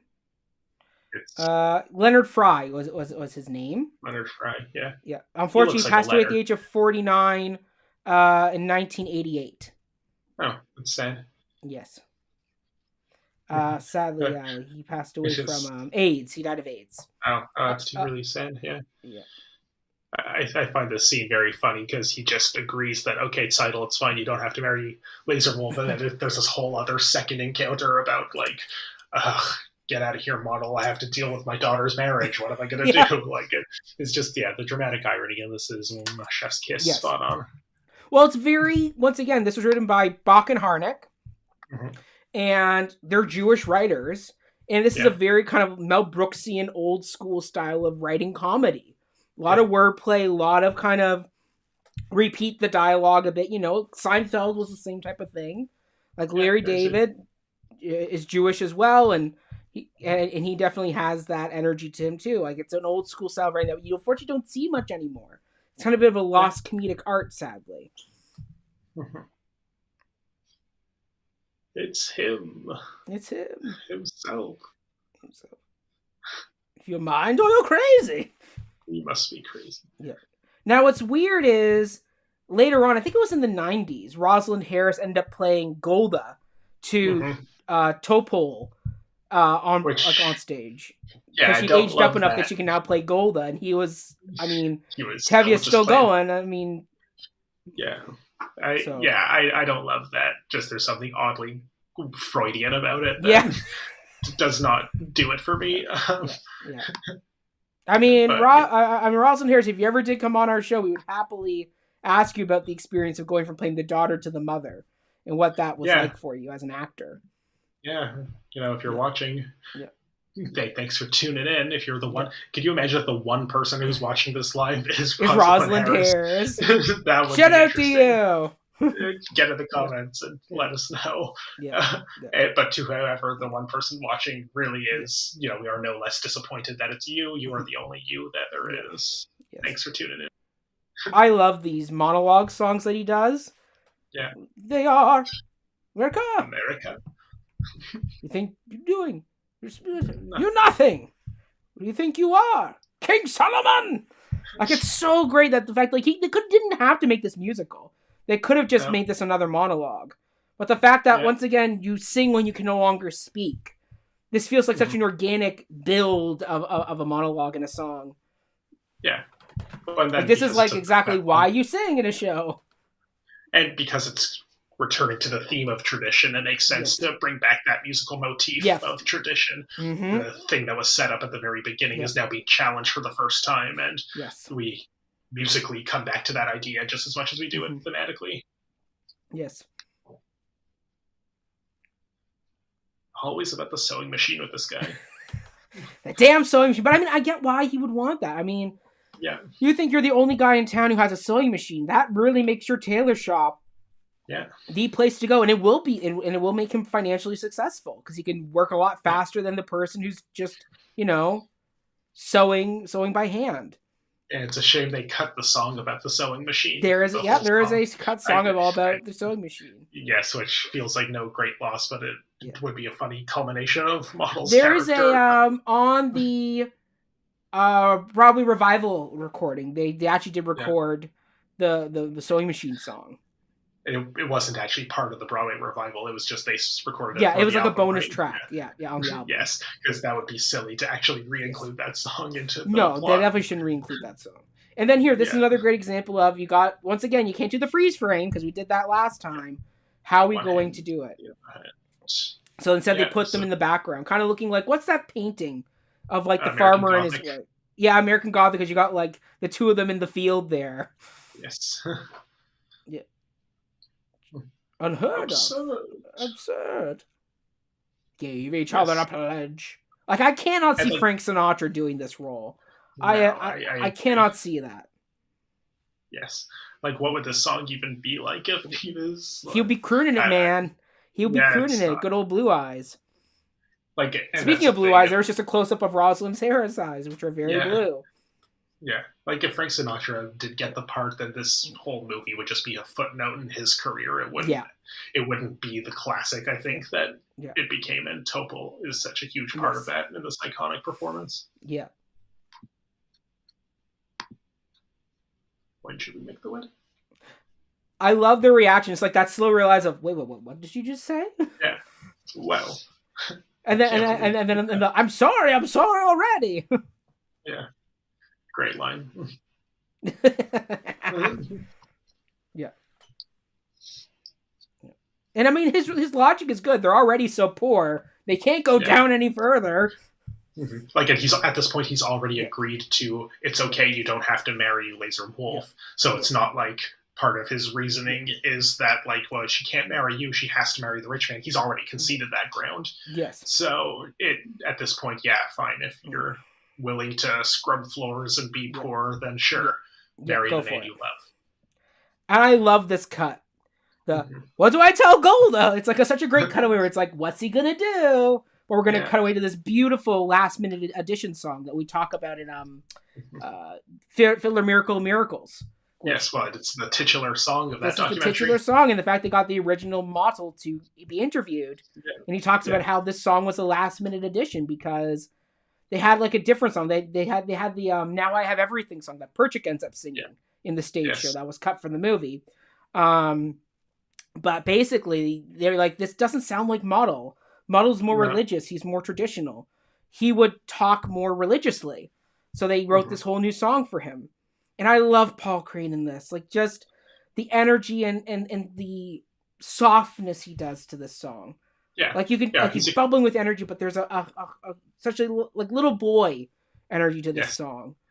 Yeah, he's a great performer. And like, well, we kind of talked about it's a shame that Seidel doesn't get a song of her own. Like, this is such a great Mottel moment. And because he never gets another song after this, I think he earned this moment. Oh, wow. He was nominated for a Best Supporting Actor Oscar for this performance. Was that whole category just secondary characters from Fiddler being nominated? Well, no. Paul Mann was Golden Globe. This is Academy Awards. Oh, okay, right. But let's see who he lost against. Let's see. So 70s? I guess I could have liked a version of this song that was more Ben Johnson for Sam the Lion in The Last Picture Show. Okay, that's fair. That's a very good performance, too. Nice. But I guess just to what we were talking about before, like about how Seidel doesn't get a song, it might have been nice if this was a duet between Mottel and Seidel. Just that would have been that definitely would have been a nice change. Especially since it's our first romantic pairing, and because the whole basis of the relationship is that they genuinely love each other. Yeah. Having more of a romantic duo. But she's more sidelined to reaction shots. Yes. But I love the fact they end with the little bouquet of flowers. And that bouquet is going to come back during the marriage scene. Such a great little thing. And then the best thing is we still don't cut back to Tevye and what he's going to do for Golda. No, now we cut to this scene, which can be very scary. Like, if you think about it, like, here comes Hava coming down the road with the cow, and she's going to get basically accosted by these other men. Now, if you think about it, back in the day where it was, like, not appropriate for men to be alone with women like this, like, this is definitely a threat against her virtue that people could view if somebody saw what was going on in this scene. Yeah. Like, there's a real sense of danger in this moment. The fact that Fiecka kind of hangs back and lets his friends do this to her first before he kind of steps in and sends them home. Like, this is, like, I think they could have gone a little bit further with this moment. Ratchet up the danger just a little bit. Just a little bit. Like, this kind of feels like Anita in the candy shop with the Jets. Yeah, like that could have gone on a bit longer just to once again set up that continual divide between the groups. I would agree, but I think if Fedka waited any longer, then I think he would have more reason to question his morals. Yes, because he's so far behind them coming out of the cornfield. You kind of the slight hesitancy that he does have is just that he needs to catch up and see what's happening. True. It doesn't seem like he's just like kick back. Yeah, let's see where this goes. Okay, now I'll intervene. It's sort of the second he has an opportunity to intervene, he does, and that Yeah. endears us to his character a little bit. True. Then I always laugh when he described himself as modest while listing his virtues.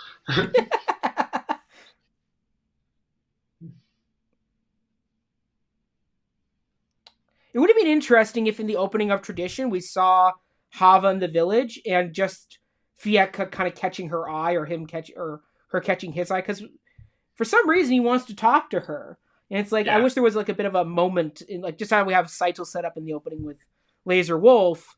It would have been great to have this moment set up a bit more. Yeah, it's because it feels like, why does he want to talk to her? Like in the stage show, this is all said in the bookshop. And that they both visit the bookshop and they've crossed paths before, and they make reference to that. Because they moved the scene to the middle of the road, it's like, well, wait, why does he want to talk to her all of a sudden? Like, what's the reason? Yeah, it would have been nice to have, even if it was just in a little montage, something at the beginning that, even if you don't notice it in the moment, you could then look back on, especially on a second viewing, and be like, oh, there was something there. Yes. It just comes down to the fact that both Huddle and Hava get sidelined, as we were discussing before, and even if there was like bonus scenes that did flesh out their romantic entanglements a little better, we don't have time for them here. No. But once again, like, that's where Norman Jewison was so great, where like in the opening it's Seidel in the butcher shop picking up the meat, like something like that, where it doesn't have to be a whole scene. It's just like, if you're in the village, because we saw Hava in the field, we saw her doing the corn with her sister, like we got other cutaways of her doing stuff, like just regular doing things. Like, it would have been great to see her in the village, like walking by the bookshop, picking up a book, and she crosses Fieka's path. They don't have to interact. It's just she crosses, he maybe looks back and for like a split second. And that said, I could just as easily imagine, perhaps under different producer oversight, that the scene we're watching right now in the field could have just as easily been cut for time, given how these like younger daughters do get sidelined a little bit. And I would fight for this scene, because I'm like, you need this scene, or else it makes no sense of why they're together. They would have to find another way to introduce him later on, and it would probably be closer to the part where his encroachment does pose a genuine threat to Tevia's state of mind. The fact that they set it up this early is very good. We're asking for even additional setup that I don't think they could really afford to add. Yeah. Like the fact that we don't even see Fieka in the pogrom at the wedding in this. Well, yeah. I don't where it's like, well, he should have been there, but maybe he goes to do something, but he catches Hava's eye and he stops. And he does something else. Does that happen in the stage version? I've seen productions that do that, where they include him, but he doesn't do anything. And he's the one that actually kind of drags his friend off who's beating up on Perchik. Yeah, I have mixed feelings about that. I think not every Russian citizen is going to be part of this military invasion. Like, I feel like it's just a little too cute. Like, like the fact that he's even like participating in this, but then it's like, oh, the girl I like is here, I guess I'll lay off. Like that I feel like that just makes it, I don't know, doesn't really endear us to him the way that I feel like conceptually it sounds like it should. Anyway, we're getting to the nightmare, so let's this is a scene that I go back and forth on all the time. Like, part of me is like, this is so over the top and goes on a little bit too long, but then as Autumn points out, she goes, that's the point, it's supposed to be. This is Tevye just making shit up. Yeah, trying to get his wife to. Yeah, he's a very skilled improviser coming up with the story. And actually, the actress who played Frumasera just passed away, like, I think 4 weeks ago, like maybe last month. Mm-hmm. Oh, sorry to hear that. Yeah. So what was her name? Her name was. Hold on. Great Uncle Mordecai. You gotta have him. Out of the spider webs. Yeah. It's funny. So Frumasera. It's so in addition to the episode we did on Indecent, there was, I guess, a short period of time on the Cup where Fiddler kept coming up in multiple conversations, because I remember when we did our episode on Amadeus, you brought up, and we were like dissecting the presence of the female characters in that. You compared whatever her name is, Donna Maria, I forget, the opera singer character in Amadeus. You like said that, oh yeah, she's kind of like Frumasera, where she's only in it for a short time and it doesn't really. she's part of the plot, but isn't really like a main character. Yeah. And I brought up the point that, well, at least Fruma Sarah has a plot point all about her that isn't about who she's banging, which is true. We can't quite say about the opera singer character in Amadeus. Yes. Yeah. Anywho, Muzzle Tov. So here we go. So the actress who played Fruma Sarah was Ruth Maddock, and she died December 9th at the age of 79. Mm-hmm. So there you go. I'm sorry to hear that. Yes. And the actress who's playing Grima Seitzel is Patience Collar.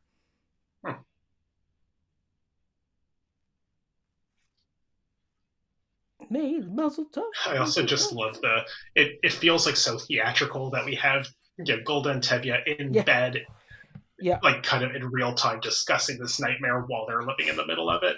Right? Yeah. And then Tevye responding to Golda's questions and saying, "Oh yes, I said that in the dream."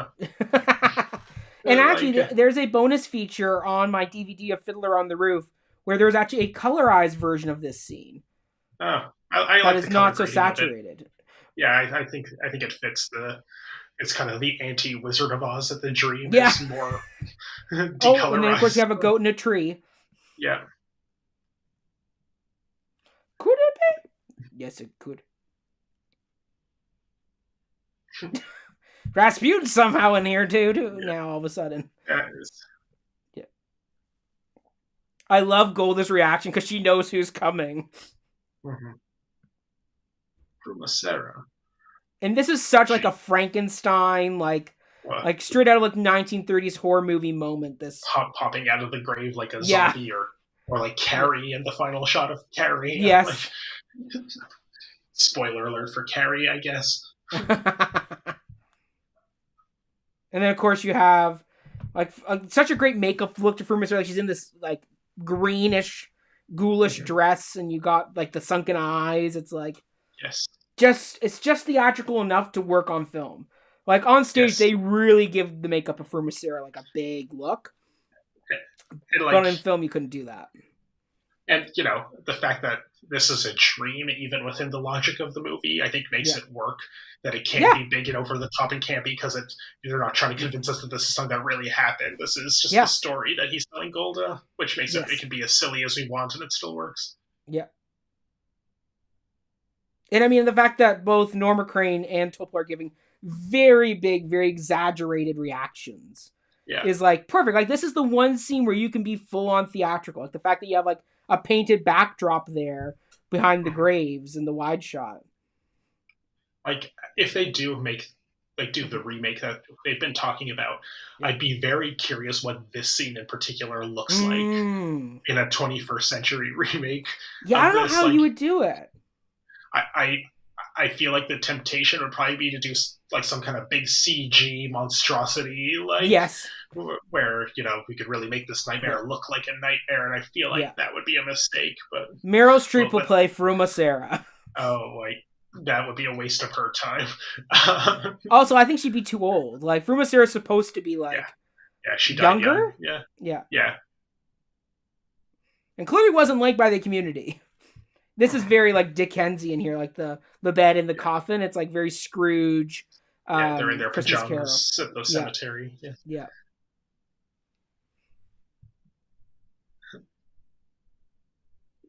Evil spirit away. That's very Shakespearean. That's very like Lady M. Yeah.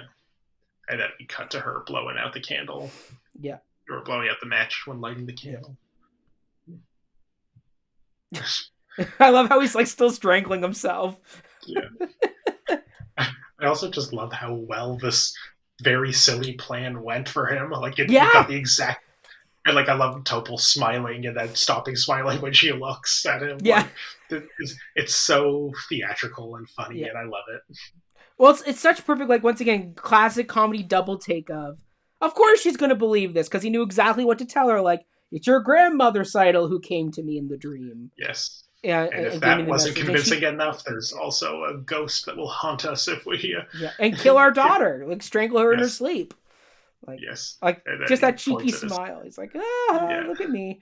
And they actually cut a reprise from that scene. There's actually a recorded reprise that they do of "We Haven't Got the Man That We Had When We Began," and the fact that and then Tevye playing dumb of "She'll marry what's his name," and Golda going "That Taylor muscle comes oil." Yeah. Oh, so I love this hat. Yeah, it's a nice hat. It's funny, I'm just looking at the timeline, because we're watching this on a streaming, this is pretty much the exact halfway point right after the nightmare before the wedding, which is interesting because I kind of always in my head expected that the post-wedding, post-pogrom intermission would be the halfway point, but Act 1 definitely goes a little further. And yeah, it goes a bit longer.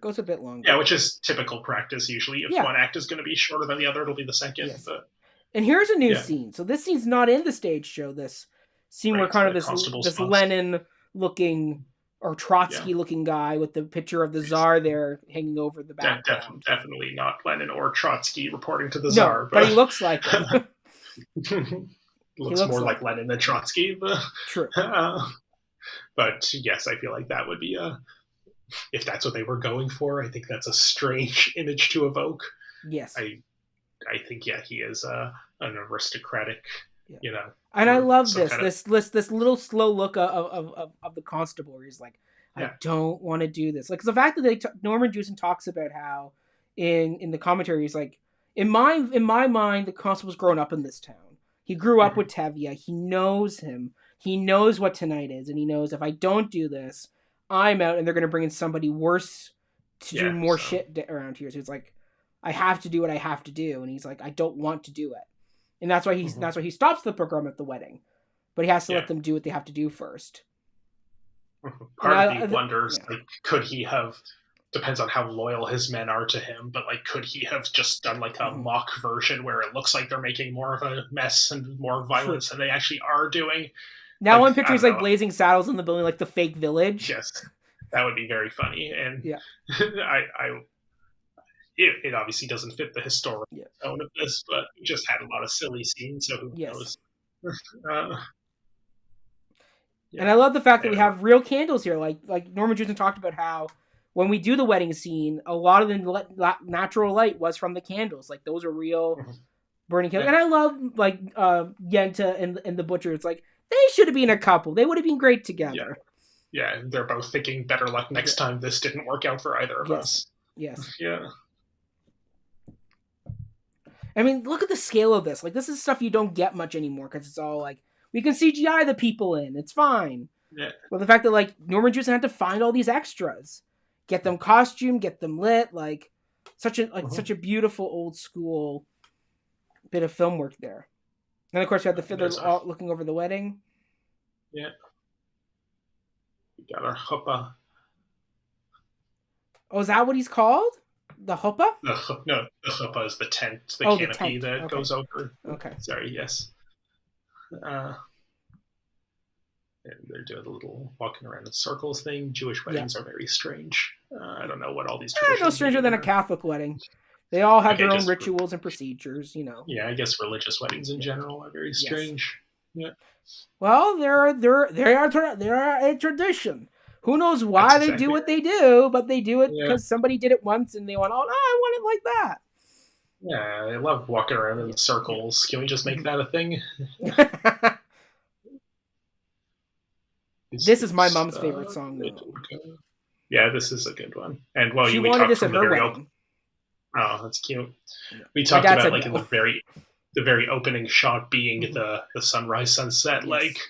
This is exactly what thematically the growing up and fleeing the nest of the children. Yeah. This wedding stands for a lot of things, but at the end of the day, it is just our eldest daughter is getting married. Yeah.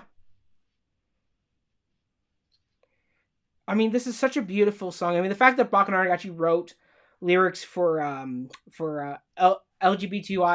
LGBTQIA plus weddings as well, because they got enough requests in the late 90s, early 2000s from people that they're just could you change the pronouns basically? Yeah, basically change the pronouns a bit, change some of the lyrics a bit, to make it more gender neutral. Yeah. Have there been any professional productions of Fiddler that make any of the couplings queer No. of the children? No, because that's like I'm pretty sure that's part of like the book rights is you have to do it. Yeah, like if they've already gone to rewrite the song to accommodate that, I would be curious to see the version that like while still grappling. I get why they did it because it's a single, like it's separate from the show. Yeah. It's like do it on your own, but when it comes to the show, this is done this way. Yeah, it would be, I guess, an interesting sort of Brechtian idea to do a production where it's like a queer coupling of the children and nobody acknowledges that as anything strange or a rupture in tradition. But the fact that you're not going through the matchmaker, oh my goodness. What? And like, that would be like an interesting sort of like double face irony of like. There's Ryan's concept right there. That's his show. He'll make it. Well, yeah, I'd say this is the first time I'm having this idea because you just mentioned that song version exists. But wouldn't it be interesting to see like, through the living proof that we have broken many traditions, the fact that we accept a queer romantic coupling, use that as a window to looking through the silly old traditions. I don't know. There's something there. There is something there. I definitely think, Ryan, you should develop that idea further. I don't want to direct Fiddler. Oh, come on, Ryan. I will dramaturg it if anyone is interested in doing that. My email is somewhere on the internet, probably. That we got. And I love that we get a Huddle and Perchik verse. Yes. It's like, once again, you got to set them up. They're going to be next. Yeah. Every time they make eyes at each other, there's like I see what's happening here. Yeah.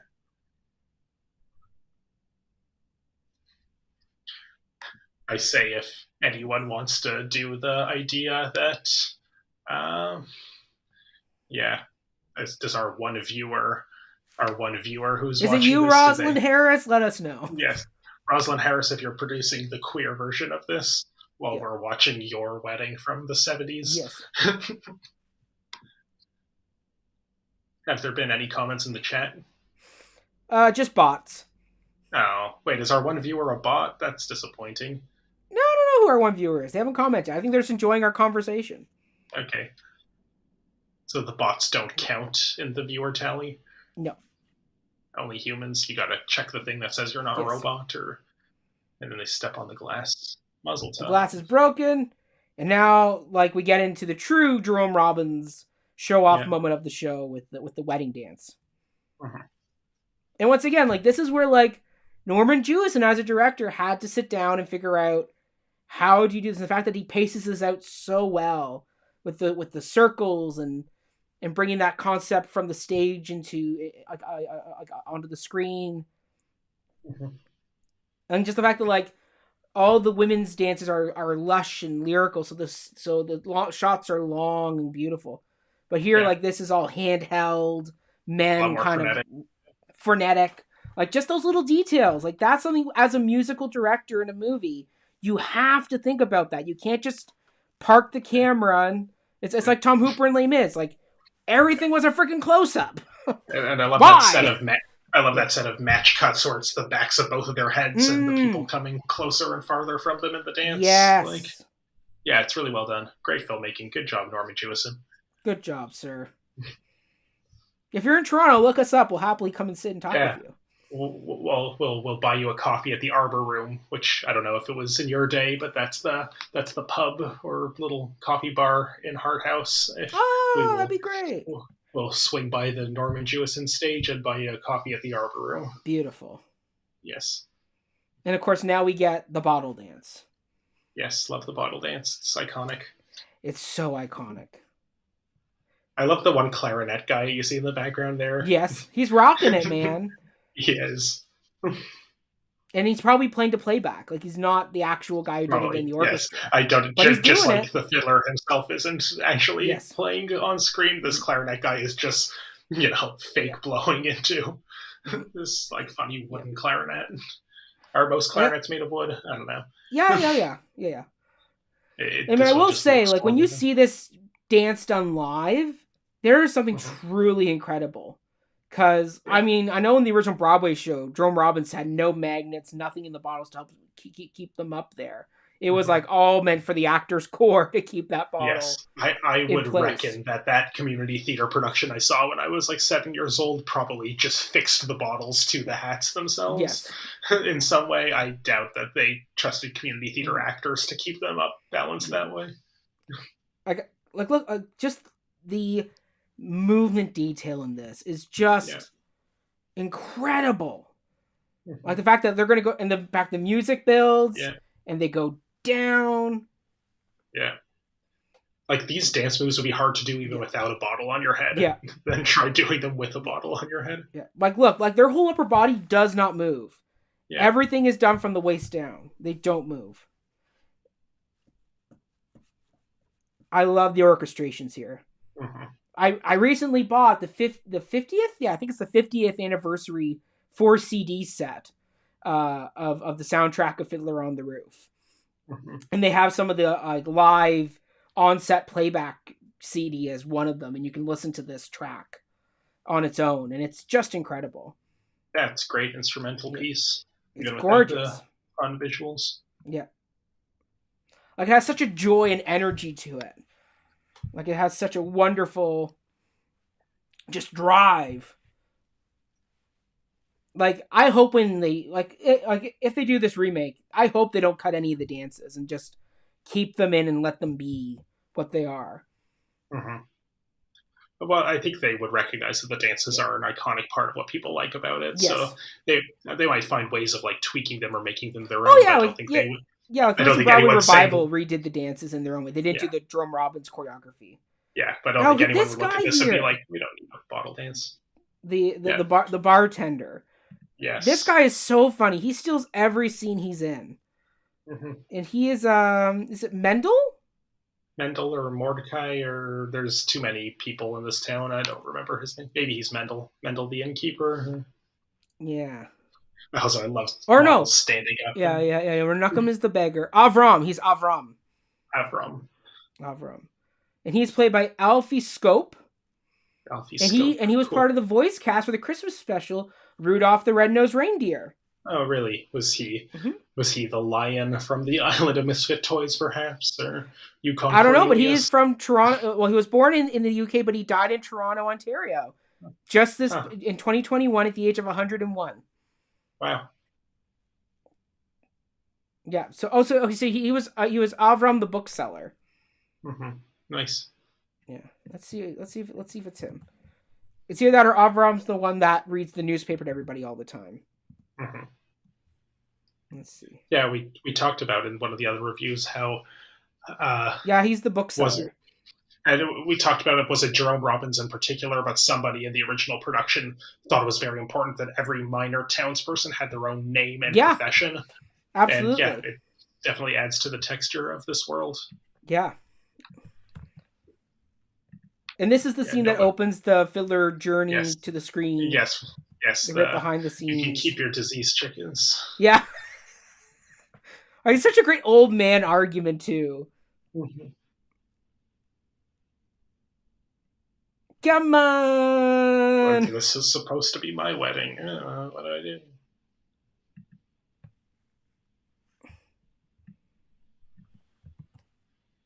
I love that. And then you see Tevye reenacting. Yeah.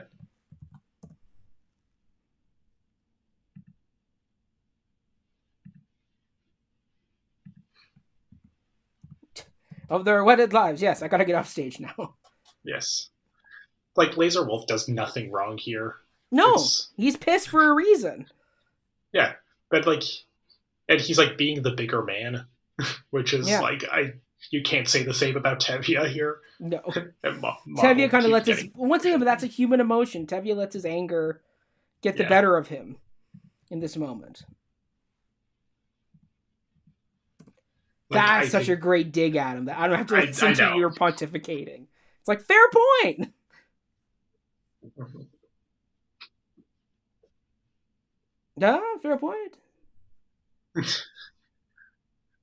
Oh my goodness. Wouldn't it be nice if this was the worst thing to happen at this wedding? Right. The terms weren't settled.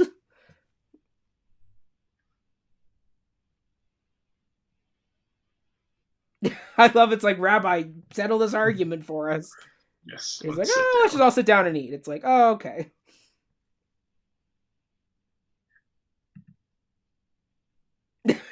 I love this. Now I'm going to sing a little song. I love how every klezmer song could just be like, yeah, let's just sing the die die die deedle deedle Yeah. die. There it is. You can There keep it your is. diseased chickens.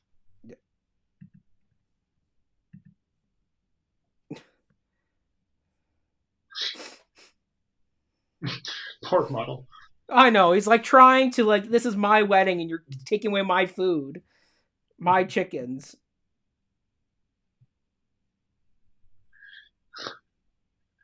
I had a sign.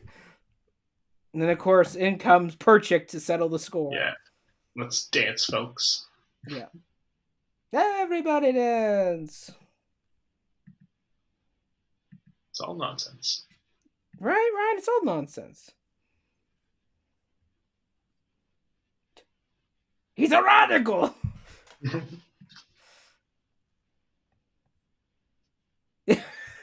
Who is this actor? I'm trying to find out who it is. Because he's so good. Like, he's so funny. He stepped over the rope. God damn it, this man.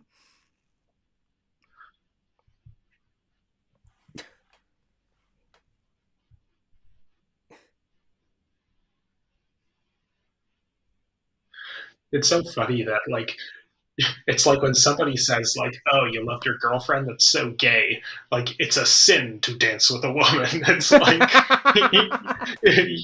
do you hear what you're saying? Do you hear what's going on here? Yeah. I know who will dance with him. Huddle. It's Huddle. She likes him. She does. I also like the purple bridesmaids dresses that the sisters have. Like, it's a small detail, but it's cute. And it's important because nobody else has that type of pattern. Like, all the other women in the group, they're all in other colors. They're not in that purpley blue. Mm-hmm. And the rope has come down. The dancing can commence. Exactly. And I like the framing here where Tevye is in between them. Yeah. Like we talked about the framing before of Seidel between Model and Tevye. We get another similar instance here. And I love how Huddle gives a look of, please, Dad, do something here. Mm-hmm. Tevye! Yeah. Oh. And I love how Golda goes with it, though. Yeah. Like, I love how Model copies Tevye. Saito! He's like, this is how husbands behave. I gotta learn. Gotta learn. Poor Yenta. I tried my best. Yeah. This is great dancing too. Yeah. Yeah, it definitely gets overshadowed by the bottle dance, but this is a nice wedding dance sequence. Well, it's just fun because it's character work, right? Like, it's all little people doing little things, like the fact that we get the rabbi involved. Yeah. And Tevye distracts him, so he ends up dancing with the daughters without really noticing it at first. And the fact that if you watch Topol's eyes, he's got a little smirk on his eyes. Like, he does a bit of he knows what he did. Yeah. And then with the rabbi notices, I love his reaction. Like, oh, wait. Yeah. He's got there we go. Use the scarf for it's a scarf or whatever. Yeah. Yeah. And I mean, this actor, you can tell, like, he's so authentically Jewish. Like, just the dancing and the reaction he has to this, it's like so beautiful. Mm-hmm. And then, of course, here come the mob. Yeah, the torches. Yeah. Coming in through the stage doors. Yes. Walking through that little 7-year-old. Ryan wants to trip them. And I love Topol's change in face right there. He just does that. What is this? Mm-hmm. We were having a good time. Yeah. Even Norma Crane's got a look of, what is this?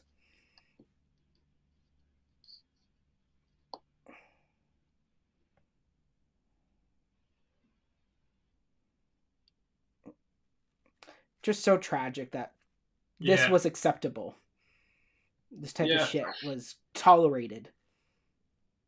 It's like, you guys all live together. What the hell? Like, there's no reason for this. So it's like this could be like Fiecka's friends, in that Fiecka's the one that comes in and helps Perchik out here. Yeah. Yeah. I think it's personally, I think and then it of course works the better constable without comes him in being too. here. Yes. Like we have the constable already as the voice of, like, okay, I said enough. We don't need, this is excessive. Yes. And because he's the one who had to initiate this, I think it's more meaningful coming from him. I like Fiedka's arc a little better as somebody who's not part of this and is just guilty by association. Yeah. True. That's a good point. Mm-hmm. Oh, that's that line. Orders are orders, you understand. Like, you can tell Tevi wants to say so much to him in that moment. Yeah. It's like, yes, I understand. Yeah. Mm-hmm.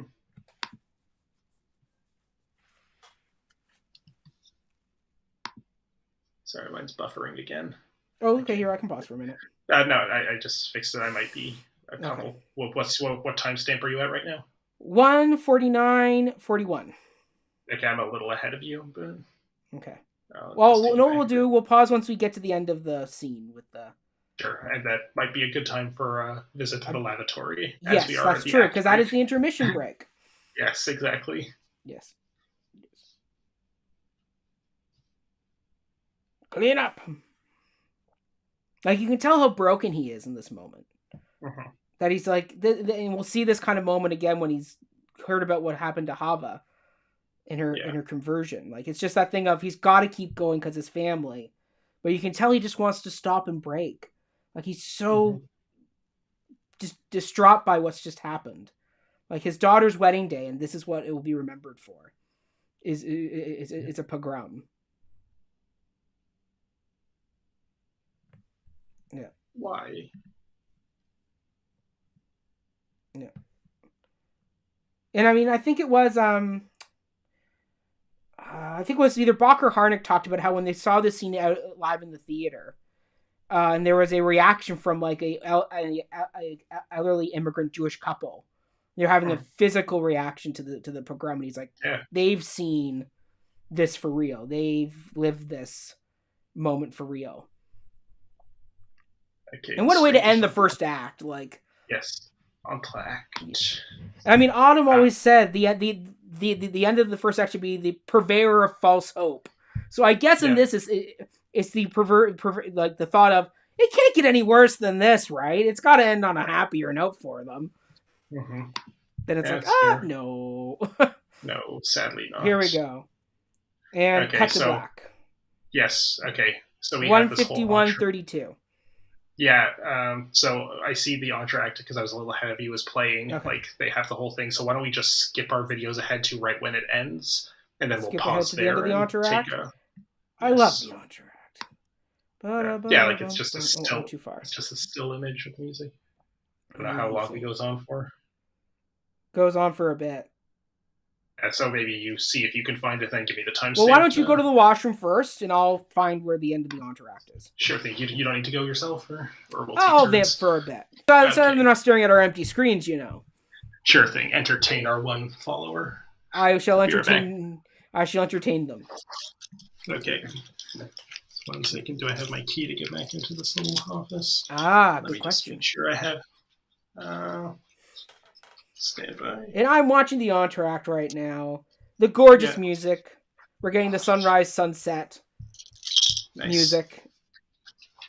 Okay. Yes, I found my key. Yes. And I will say, I do think more movies, because we're getting like 3-hour-long movies again now, that we should be getting some intermission breaks. Like that new Avatar movie, that's like over 3 hours. Yes. They should have had a pee break in there somewhere. Mm-hmm. Yeah, okay. I guess we'll ask James Cameron a feature to have an intermission. Okay, so pause there. I will be right back.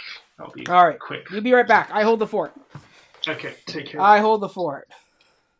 All right, our one listener, tell us, what are you thinking so far? Let us know. Are you enjoying yourself? I mean, shout out to our wonderful contributor, Ryan. He is really killing it. He is really doing a great job here as our wonderful contributor. Ryan, if you're going to hear this later, you're killing it, buddy.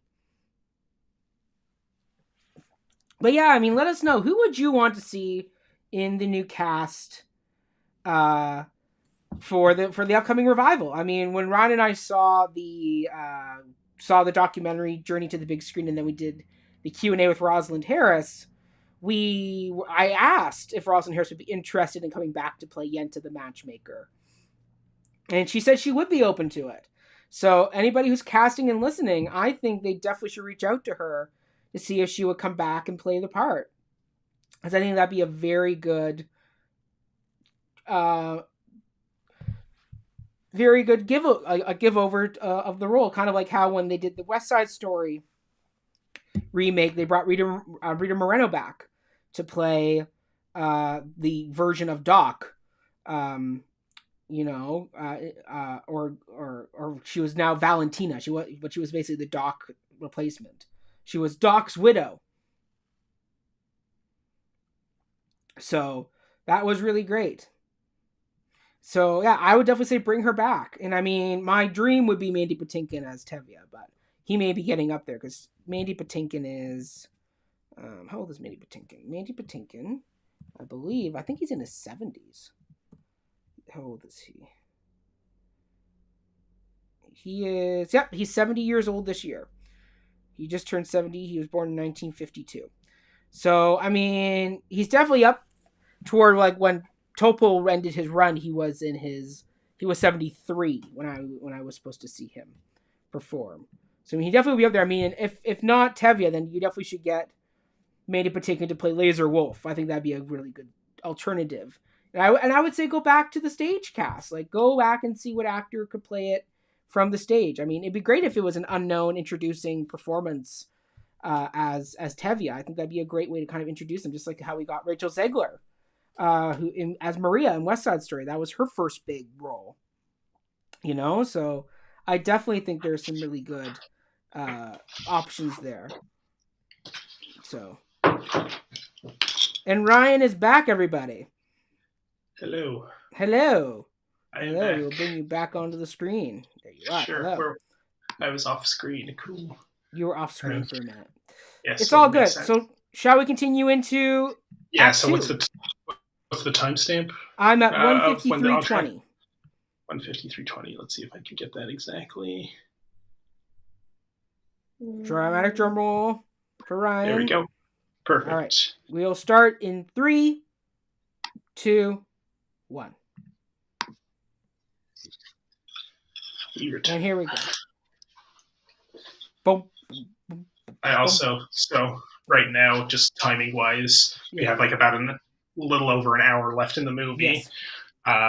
And we're at like 9:45, which should work out because I'm currently in the library and behind closed doors in a little office. Yes. But the library will be closing at 11, so we'll be done before 11, sir. We will get you home on time.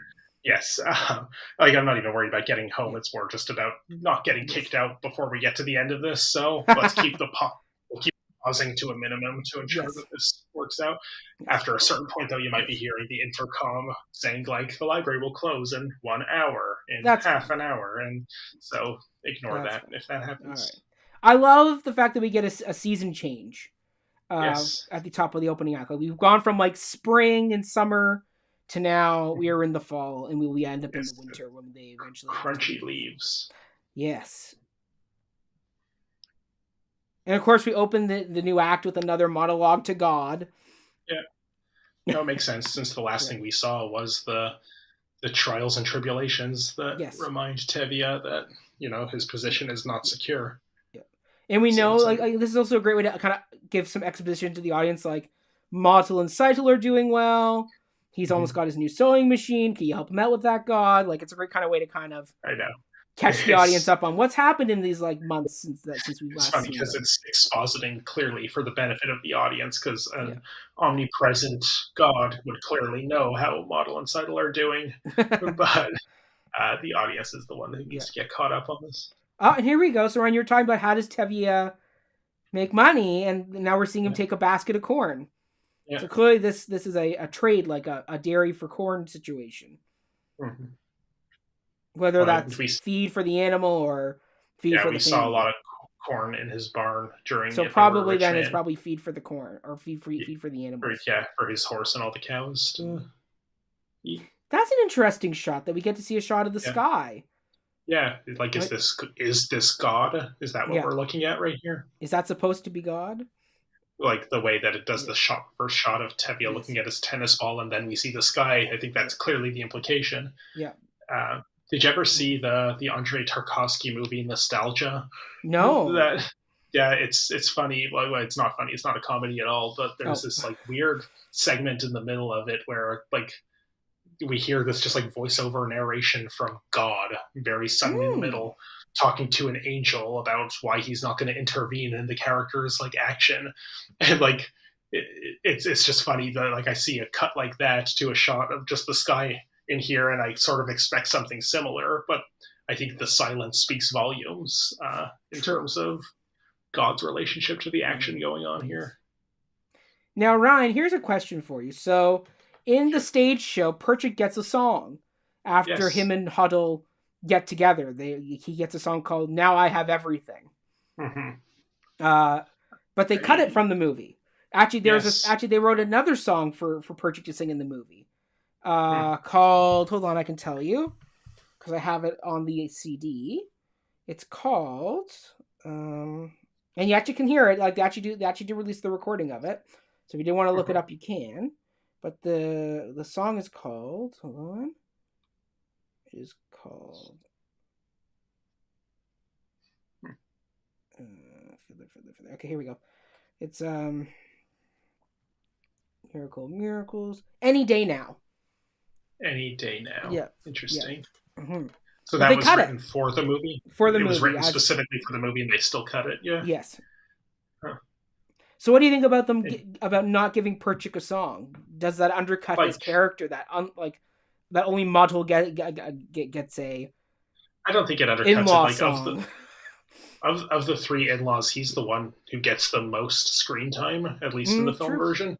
So, like, the fact that he doesn't have a song, might it be nice if he had a song? Sure, but it doesn't. I don't feel like he's shortchanged at all. He's, of the three husbands, he's the one I think we understand the most. Model's a close second, and the fact that he has a song probably helps with that. But Perchik is, and he is like the representation, like a physical embodiment of the type of progress that the plot is pivoting around. True. So it's understandable that we get a lot of time with him.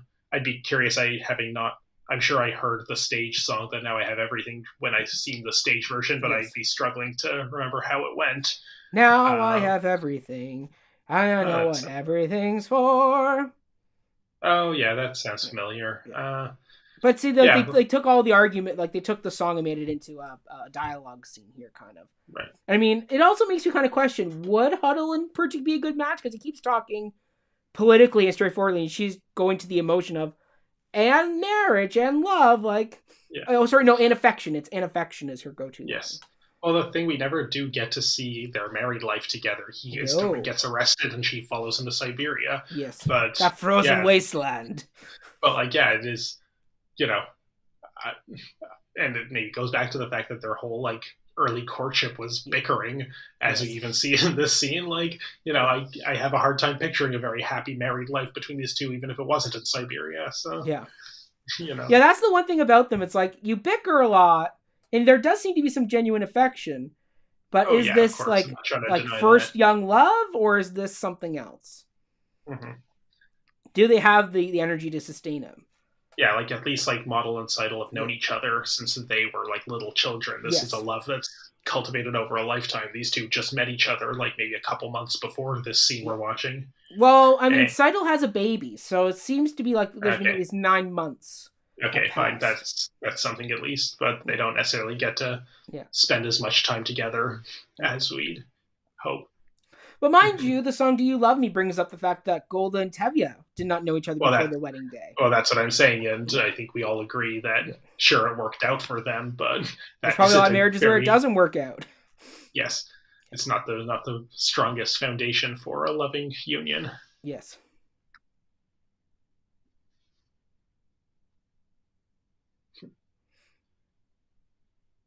Have a nice trip. It's like. But I mean, I get it. Like, this is Tevye's got valid arguments here. Like, He has no home, no real income, and you're expecting me to give up my daughter for like a life of destitution with you? Like, get out of here. Yeah. It's like, Tevye, you're kind of right, and Golda is too. It's like he's a pauper. He has nothing. Yeah. It's like, as a parent, I would be pushing back on my daughter a bit too, where it's like, rethink this. Like, And then here comes the big part that, Mhm. at least Seidel and Model were asking for permission. They asked me, they begged me. Yes. Yeah. Whereas, Perchik says whether I like it or not, here, you marry him.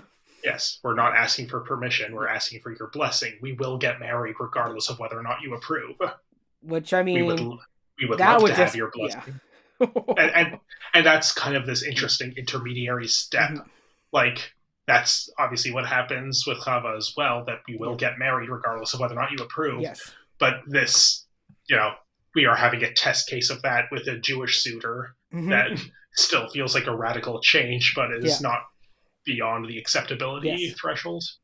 Yes. Cover my head. Tradition. Yeah. Tradition. There it is. And I mean, I can see why he'd be mad at this. Like they're like really flaunting it in his face now. I don't even think it's flaunting in his face. It's just, they recognize that it kind of is silly that a father is allowed to decide who his daughter's allowed to marry. Like, I understand from Tevye's perspective why that feels so radical and unheard of, but, maybe daughters aren't property and they should be allowed to marry whoever they want. Yeah. Just saying. I mean, but I do love how Tevye gets through this argument, though, where it's, they did have a matchmaker. It's you, Adam and Eve. And the fact that he goes, weren't our ways like once radical? I love the fact that they wrote an argument where Tevye gets beats himself in this argument. And the fact that the one time he can't be beat is with Chava. That's the one time where he lets his own personal viewpoints get in the way of this. Like here, like the fact that they make him go away from everybody else. Yeah. And he's having this mental battle, and it's like he chooses he doesn't choose himself in this moment, in his view, because he goes, I could lock her up in her room. I shouldn't, but I should. I shouldn't. He has a choice where it's like I could go my personal way and throw my way. I get in their way, but what good is that going to do? Yeah, and I guess to his credit, when it does come to Chava in a little bit, he doesn't lock her up in her room and force his will upon her. He allows her to have her choice. Just know that you will be alienated from this family if you do pursue that choice. Yes. Which is still very shitty. Yes. But and I don't. But yes, it could have been worse, I suppose. Yes. I suppose. I love this now. It's the whole thing of, what am I going to tell your mother? Yes, you can't do another dream. He's like, she'd never believe it. And then I love this. Tell her I'm going to see a rich uncle. Yes, and then he does that. I can handle my own wife.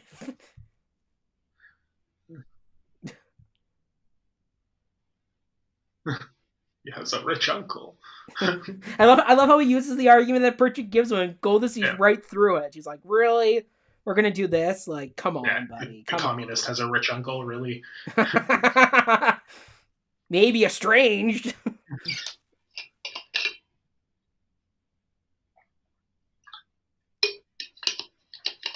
Have the soup.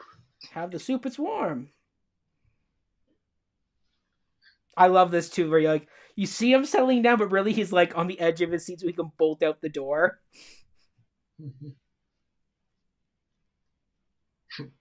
He's looking at the dough.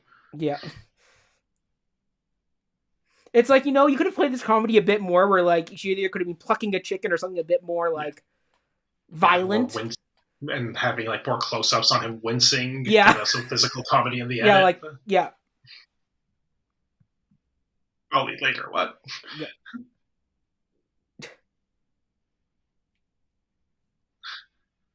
I love how like he goes, I'm the father, but really it's Golda who drives this ship. Well, he's reasserting his own authority. Like, they didn't ask him either, but he's saying, well, as the father, I approved it. Yeah.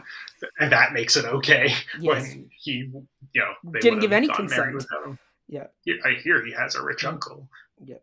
And I love that Golda is genuinely upset about this. Like, she's like, you're selling our daughter out for nothing here. Like,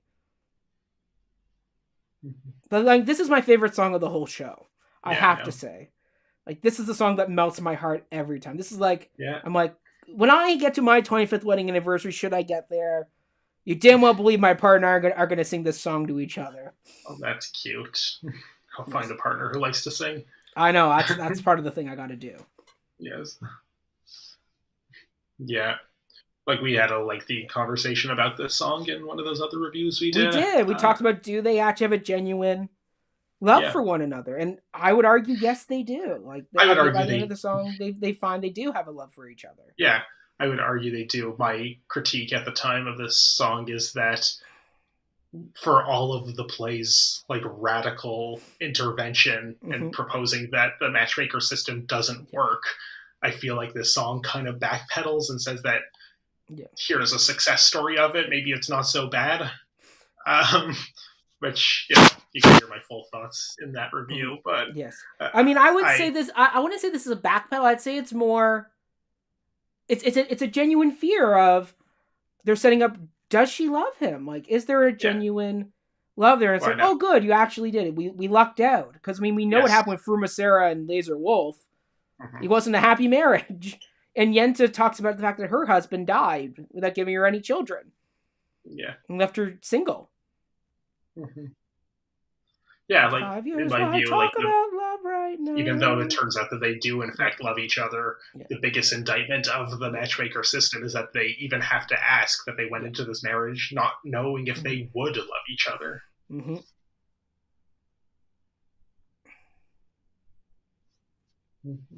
Learn to love each other, and now I'm asking, Gold, do you love me? This is a very toned down version of the song. If you watch it on stage, listen to the recordings, it's like do I what? Like, it's very broad.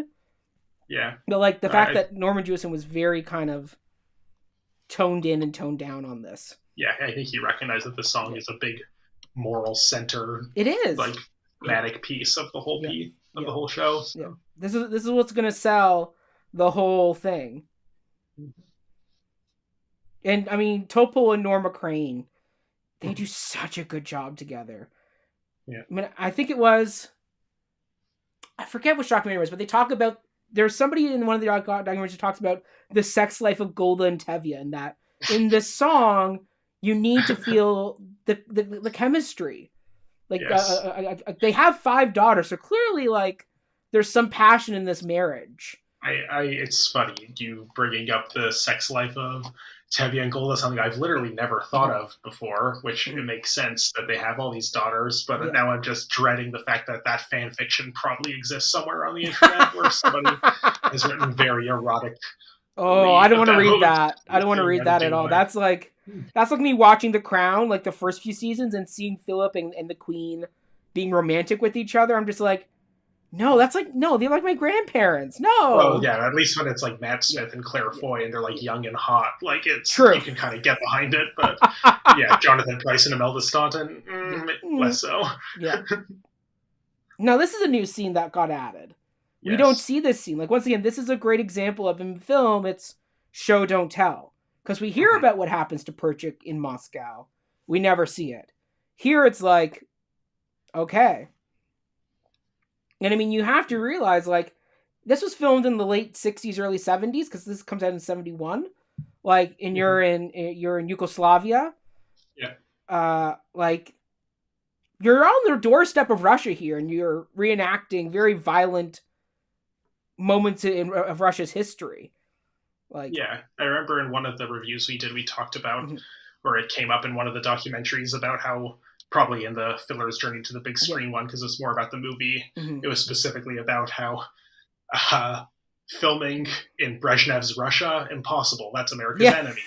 filming in Tito's Yugoslavia. Oh, that's fine. So just like pick whichever dictator will be more palatable to your agenda. Which there's something to that, I guess. I think also this scene's important to have because it's a bit of action in the movie. Oh, for sure. I think now that we're heading into like the final third or the final half of the film. Well, we're not that far from the pogrom at the wedding, so I don't know if that's like necessary. I'm not against having it here, and I do agree for show don't tell purposes. I like this scene. I like seeing the red flags fly, considering that this is an American production at a time when communism was the enemy of America. It is pretty powerful that they're framing it in a positive light here as an alternative to Tsarism. Yes.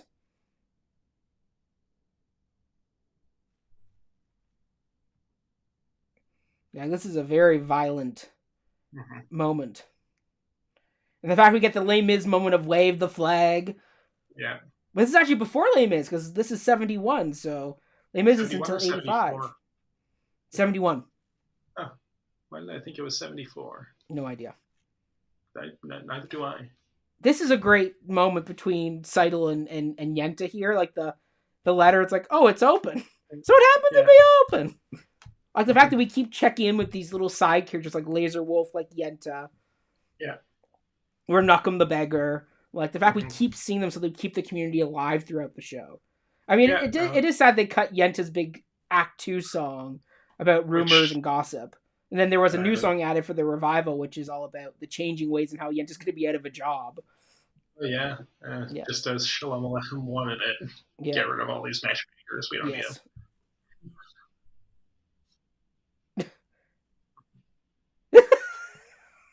So it happened to be open. Yeah, and here we go. This is the scene that apparently breaks Topol's heart every time he watches it, because this was his final. I believe he says in the documentary this was like one of the last things he shot. Oh, really? I'd forgotten that. Was this scene? And I mean, it's a heartbreaking scene.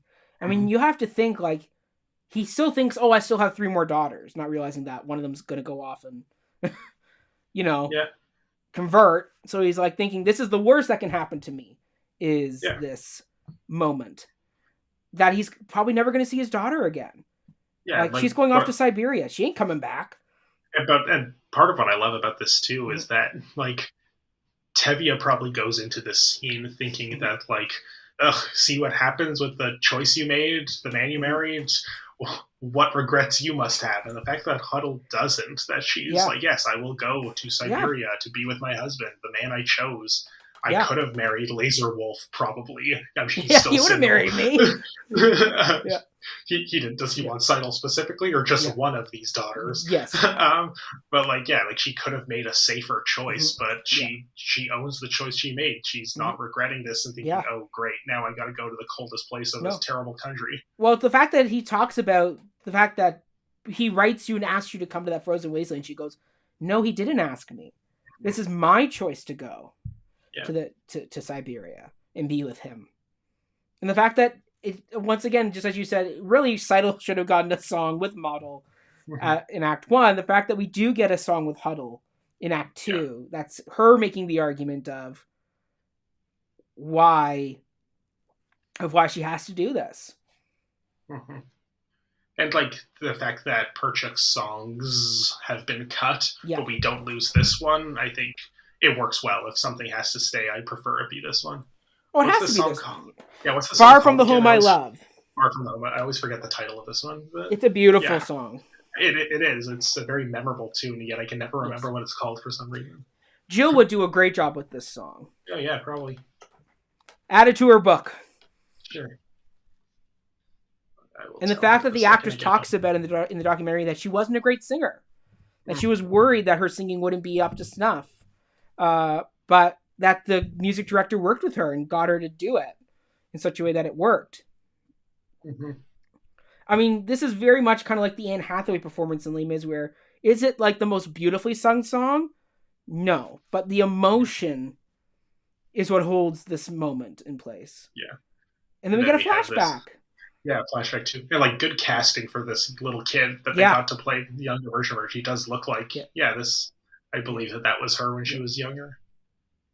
And that we cut from Tevye's face to the flashback back to Tevye's face really sells that he's the one having this memory. Yes. It's And just I good love how we filmmaking. start with her with him, and then by the end, she is alone on camera. Mm-hmm. Like, it's the journey of the song of she's with him, they're sharing the screen, then it cuts to Tevye alone, reflecting, and then she gets up and leaves him at the bench. And just the fact that he holds out his hand like he's like, don't let go of my hand. Mm-hmm. It's tragic. Yeah. Yeah, this like is a I can big see moment. why Topo cries every time he does this, like sees this scene. Like, this is such a tragic moment of the show. Like, once again, you think this show can't get any sadder, and it keeps beating you up. Yeah. And now they're back in frame together. Yeah. But you can't see his face. Yeah, she's still the dominant, and the fact that she's on the left-hand side of the screen, which is how we read left to right, so she is the eye we go to for the fact that we're going to zoom in on a close-up of her. Yeah, so it's really showing that it's... eyes. Yeah. And the fact that she's really holding the scene here where it's like, this is becoming Huddle. Like, this is her. Oh. Like, this isn't about Tevye in this moment. This is about her. And now we cut back to Tevye. And just, oh, look at that face Topol's giving. Like, oh my God. Yeah, he looks so broken. He just looks so sad and broken, but he knows, I can't stop this. Yeah. There's no way to stop it. And the fact that the train's literally barreling down the road on top of him, so he has no time to convince her otherwise. Mm-hmm. It's like, oh my goodness. And the fact that she's going to frickin' Siberia, like the frozen wasteland, as Tevye calls it. It's like not a great place to go when you're going into the winter season. It's not great at the best of times. And like that line really gets me. I promise you we'll be married under a canopy. It's like, well, we may have broken some traditions, but you can be sure. The core ones we will do. Regardless of whether or not they actually do. But the fact that she kind of softens the blow for him by saying for all of the ways we're breaking traditions, from how I'm leaving our village where I was supposedly destined to stay forever. Mm-hmm. At least I'll keep doing the Jewish way. Yeah. And I think the fact that that is the thing that is preserved is what makes Chava's departure very much the last straw. Yeah. Even if it shouldn't be. Well, we will get into that. I know, we're coming up to it. Yeah, we are. He doesn't even get a proper goodbye with her, like. Oh, there's the hug. Yeah. You probably won't see each other again. No, I mean, you think about it. He moves off to America. Yeah. She goes to Siberia. Yeah, which, I mean, they're about to... I mean, this is turned like 1905, 1906? Yeah, give or take. No, sorry. This is after the first Tsarist revolt. So this would be like 19... Like, this is almost right before World War I, too. Yeah. Like, not a good time. Yeah.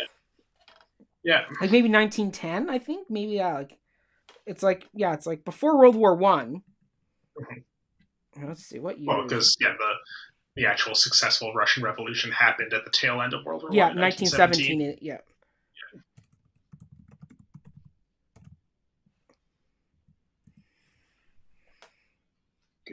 Good job, tennis ball. You can take care of her. Yes. 1905. 1905. Okay. So. This is great, too, that we cut to black. We now cut away from Tevye. Yeah.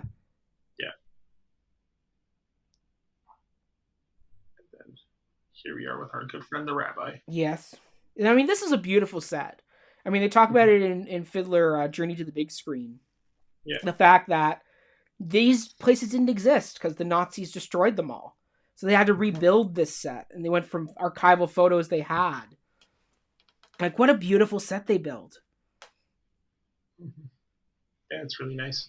Mm-hmm.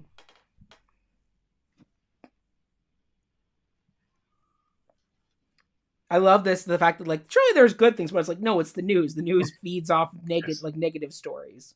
Yes.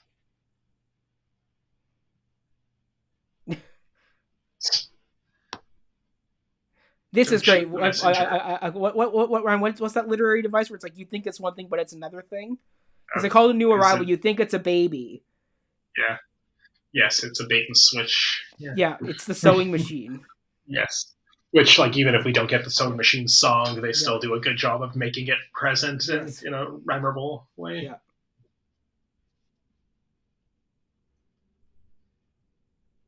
Aw, see? Model is industrious. He got his Yes. sewing machine.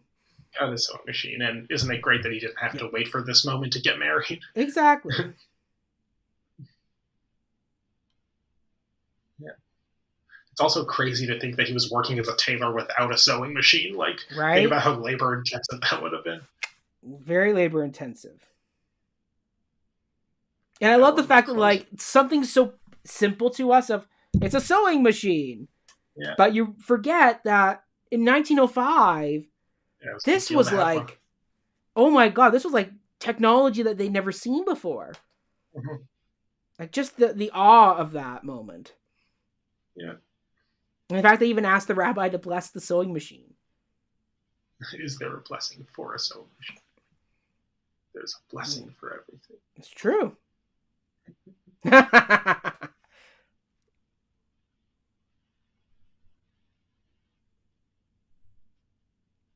So there we go. So we know Model and Seidel's baby's name is Yonkala. Yonkala. And of course, Model's the one that gets the son, the firstborn son. Sure. Tevye doesn't get. He gets 5 daughters, and Model first try around, he gets a boy. Good job, Model. He's doing everything better than Tevye. He's got a sewing machine. He's got a son. He married the woman of his dreams. He's being rewarded for the break with tradition. Exactly. He's not being punished for it, as Tevye would have predicted. Yeah.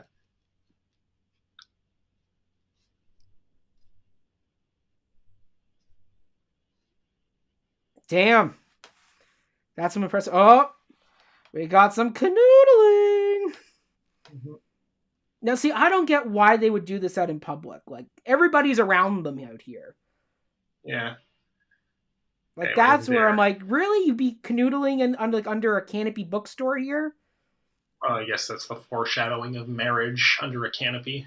Ah, smart. That's my guess, although that's not how his non-Jewish wedding traditions would go. Poor Fieka. I love the little the one finger handshake.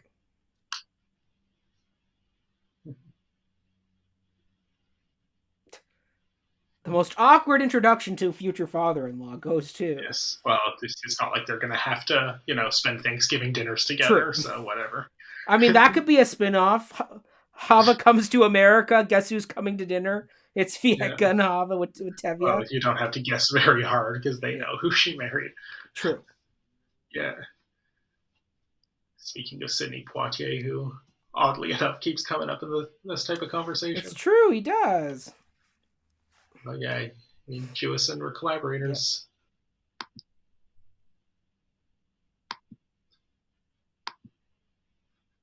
Has it been the same one audience member who's been with us this whole time? Not sure. I don't know. I can't see who they are. Right. Yes. I mean, if it's the same person, God bless you. Yeah. If you're still with us, Rosalind Harris, great to have you here. Thanks for watching us watch your movie. Yeah. We just saw your baby. This is such a tragic scene. A bird may love a fish, but where will they make a home? Yes. I also, if you recall, put this forward as another possible candidate for redoing the opening of the documentary because, by the same logic of the constable, too bad you're not a Jew, it's just another instance where we're litigating how important is it to be Jewish in order to be part of this community or adequately represent the community. And the fact that, once again, Jewison is not a Jew, contrary to what his name might suggest. And the fact that he talks about he visited synagogues. Because his friends were Jewish, but he got kicked out. Like, he was told no. Yeah. And, like, he talked in the documentary about how he, was the victim of anti-Semitism because people just assumed he's Jewish based on his name. So do you have to actually be Jewish to know what it's like to be on the receiving end of that? Probably not. Mm-hmm. And I mean, poor Hava, but I mean, like, you should think you should maybe, like, read the room a bit. Like, this seems to be the same day as when Tevye sends Huddle away on the train. Okay, I Clearly don't he's think already it's the same very day. emotional. Or maybe it's a week later. I don't know. There's no real. It's hard to say because we kind of have the whole sewing machine in between as like a mood cleanser. Yes. It doesn't seem like he's just come back from the train station. Look, True. there's a sewing machine. Look, my other daughter is. Yeah. I'd like to think this is maybe even like 6 months to a year after the whole train station, but hard to say. I don't know. It's winter now, which it was all. I guess it was winter too at the train station, but. I love this. I want to see Model's new sewing machine. Yeah. Okay, I've seen it. Yeah. I'm very frightened of you. Of course, again, it's an understandable frustration that he's like losing all these positions of power in the family. Yeah. I mean, like, this scared me as a kid, this outburst of anger. Yeah, you talked about how you didn't like all the shouting. Yeah. Goes in. Now let's go home. But like now I look at it as an adult, it's like, oh, this is actually kind of funny. Like, he's trying so hard. Yeah. And he's having a tantrum because he's losing his position as the head of the household. His authority isn't being. But again, looking at this, with our this is terrifying. Like, this is like out of a horror movie. Okay, there's the first announcement. The library is closing in 45 minutes. And we have 30. We have 30, so we will get to the end of the movie, and then we will summate elegantly. Yes. Yes. This is but this whole sequence that was added, like, this isn't in the stage show. This this visit to the Russian Orthodox Church by Golda. But like this is out of like a freaking horror movie, man. Like the scary eyes, like kind of just the desolate kind of wasteland look you're going for here. It's like they did a very good job of creating this energy of fear. And the fact that we just saw the rabbi's synagogue, that was this beautiful, intimate wood, close, intimate space. And now we're going to this big, gothic, cold church. Yes. What it lacks in comfort, it makes up for in size. And ornate decorations and all these picture frames. Yeah. And their hats are taller. That too. Yep.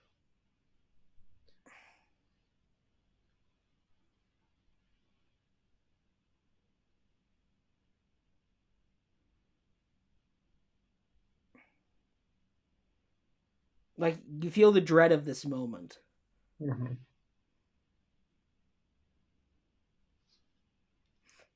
I mean, once again, this is very much kind of like Anita and the Jets, where it's like, I want to see Doc. He ain't here. Like, this guy's standing in her way, and she's trying to be polite and negotiate. I mean, this works out better for Golden than it does Anita.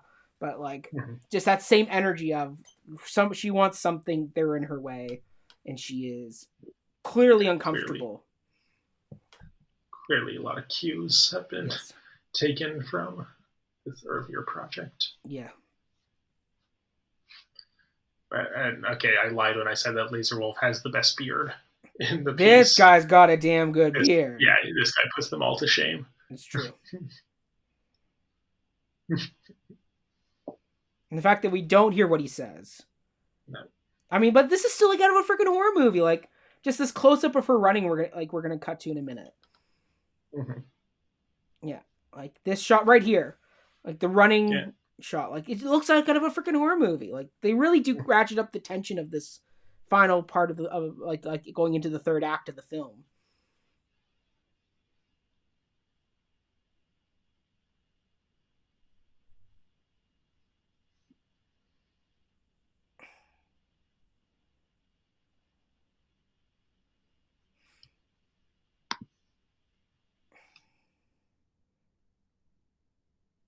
Oh, the break.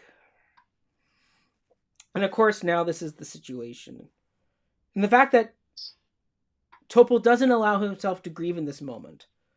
No. He sends Goldo away first before he truly breaks down on the road.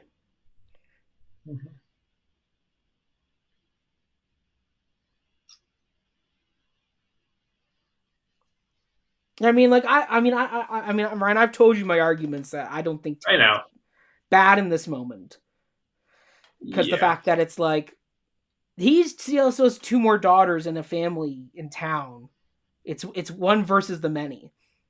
And he's expecting to die in this town. He's not expecting to leave in the next scene. Yes, we've had this argument many times. We don't need to relitigate Tune back into here. our other episodes where we have debated this very topic.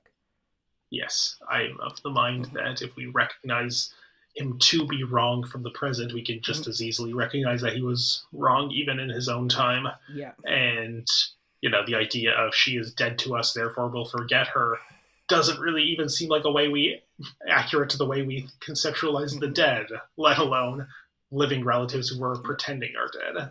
I don't know. Well, I mean, you have to think about it. Like, even though, like, Fieka and Hava are still in town, so they would still see each other. Like, it's not like you never see her again. Like, I know. Like they're going to cross each other in the street, man. Like, this whole annoying guilt-trippy thing of she is dead, therefore we forget about her. Yeah. You know what we don't do with the dead? We don't forget about them. Yes. Yeah. It's just silly. I get what function it serves in the story, but I don't like it. Yeah. And maybe that's the point. You're not supposed to like Tevye in this moment. I mean, we haven't gone to his moment yet, but like this song always makes me cry when I see it done live. Mm-hmm. Like it's just such a beautiful heartbreak because I love the fact that they stage it where like he's walking and he's trying to move ahead, but he has to stop. He can't keep moving forward anymore. He's had so much pain of losing his dog, like Huddle. He's lost Hava now.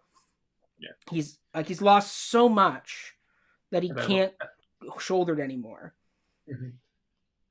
And I love like this ballet sequence that we have here. It's like, gorgeous. It's funny. Like, what was the joke from Schmigadoon about dream ballets? Nobody likes them. But like, what I like about this one, just in the film particularly, the color grading is beautiful, and because she's the daughter with the orange hair, these warm colors feel very. And it's done at a sunset. This is a sunset. Yes, sunrise, sunset. Yeah. But like, what I like about it, contrary to the Schmigadoon joke, which I agree with. Dream ballets are usually boring. I do think that it's kind of nice that it's not Hava's dream, it's Tevye's dream. Yeah. That he's the one who's having this imagination sequence, which like that's at least an interesting subversion of the form, even if this is nobody's favorite aspect of any musical. I mean, this is my favorite. I mean, the fact that Jerome Robbins wanted this to be longer originally. Mm-hmm. This is supposed to be part of a longer ballet, but the show was running like over 4 hours. So the ballet got cut. I think it's long enough as it is. Yeah. Not that that's a problem. Just like, and then there's our fiddler. And just like how his daughters had the eye close up when they were doing the monologue, Tevye gets a moment of the super close up of the eyes. Mm-hmm. And I love he just faces down. It's like he was just so broken. Papa? And it's like he's seeing a ghost. He doesn't realize that it's really her. Well, he just saw this whole dream sequence. Yeah. It's not unreasonable to think that he's still in it. Yeah.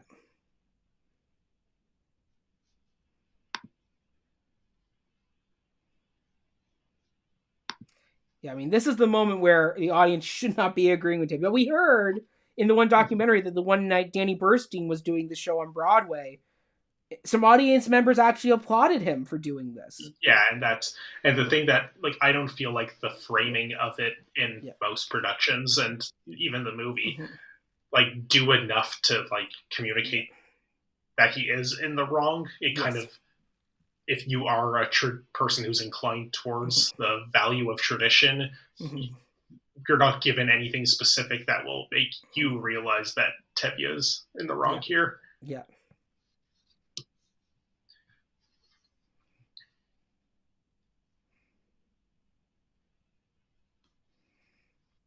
He's going to try to make the argument, but he can't. Yeah.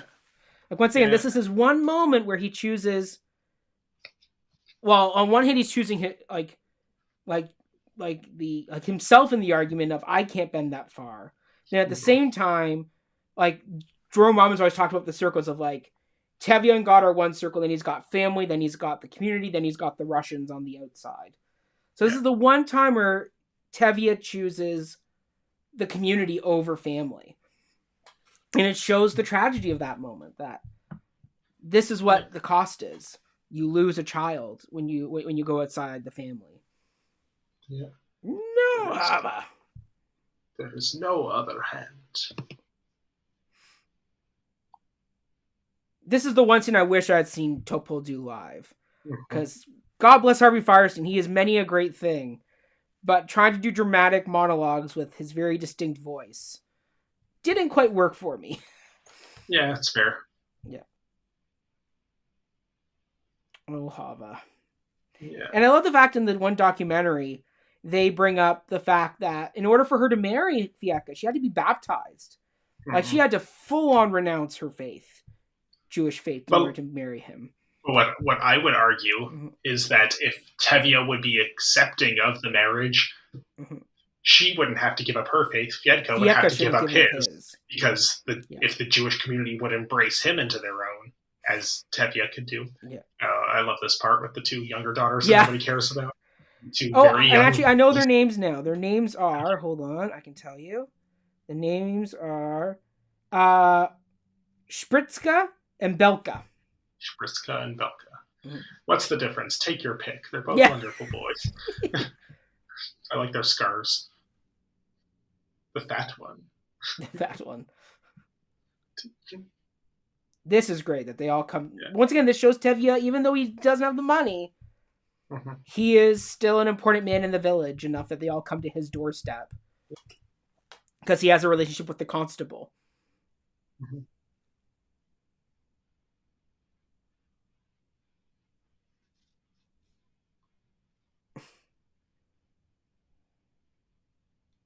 Do we ever get a backstory on why he and the constable became friends, or how there that was relationship... no real backstory, but when like Norman Jewison says, he pictures that they grew up as kids in the same village. Yeah, and that's why he's so hurt by what's going to happen here in this scene. Yeah, like I don't. But we don't get like a verbal backstory of. Yeah, we don't really need it. I just my mind wonders like how did these people become so close? Well, I assume that like the constable's dad was the constable, and this is kind of like a job that's being passed down, and he grew up here or he moved here at a young age when they both were young men, and they became friends that way. And Ryan, we talked about this in the other review of Miracle of Miracles, but there was a different song that followed this moment. There was a song for the rabbi called When Messiah Comes. Yes, which we had a whole conversation about that. And there actually is a really good Joel Gray recording from the Yiddish production that he did. And of course, this is the moment that they talk about Topol is a Israeli Jew. When he says, "Get off of my land," it's a very different one from as the one guy says in the documentary of New York Jew versus Israeli Jew. Yeah. That was an interesting talking point that we... Yeah. I also do say we should give the constable's mustache a shout out. It is a very good looking mustache. Yes, we've had a lot of great beards, but no other mustache is like that. No.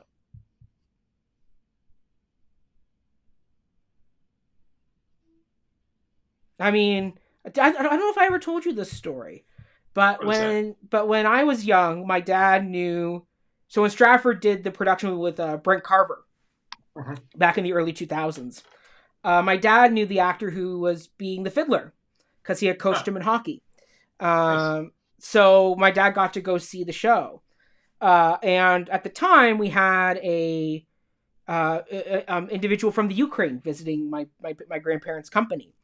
Named Nadia, and so they brought her along to the show, and apparently my dad said she got very upset by this particular ending of having them all leave the town, because she goes, historically they wouldn't leave the town, they would just go in and slaughter them.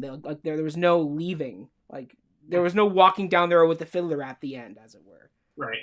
Like it was more just the fact that she was like, this is a very American ending of, we don't kill them, they're going to have to leave the town, but, you know, they get to go on to America. Yeah. She's like, that wasn't the case. Like, they would go in and, like, just shoot them and kill them. Or whatever they would do to them. Like, a much more violent ending. And she's like, she didn't like the fact that it was Americanized. She's like, it should be, like, if you're going to do this story, it should be darker. Yeah, like, I see that argument. I guess we can internally justify it on the basis that this is still the constable doing favors to Tevye.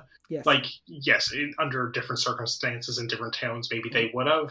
Yeah. But, you know, maybe they could do more to show that this is the exception and that those circumstances would have been different if not for this friendship. Yes. But anyway, I think, there is something to all of the American Jews in the audience seeing this ending and being like, and that's how my family came here. Yeah, absolutely. Like, even if it isn't accurate to how that actually would have happened, that it was the lucky few who got to escape and come to America as opposed to everyone being exiled into it. Yes. And then, of course, we get this great song that when you watch the documentary Journey to the Big Screen, you see that Norman Jewison is brought to tears when he's filming this scene. Yeah. This scene breaks his heart. Yeah, this is the big emotional ending. Yes. Technically, this is the final song of the show. There's no other song that follows it. Yeah, it's true. Like, this is the last song that the audience gets to hear at the end of the night. There's still like 20 minutes left in the movie. Yeah. Bit of that, a pot, a pan. There's announcement number 2. Library's closing in a half an hour. Yeah, we got what we have left. We have 19 minutes. All right. We'll get you out of here right under the wire, Ryan. We will. I'm sorry that this is, how the timing's working out. It's okay. I'm glad we started on time when we did. We did. Or else this would have been cutting it a lot closer. Yes. Do we meet? And I think I told you the story when I saw Miracle Miracles live, in the theater. Singing. The whole audience. It was a packed house, and they all sang this. Yeah, it's impressive. Yes. Like, everybody knew the lines to this song.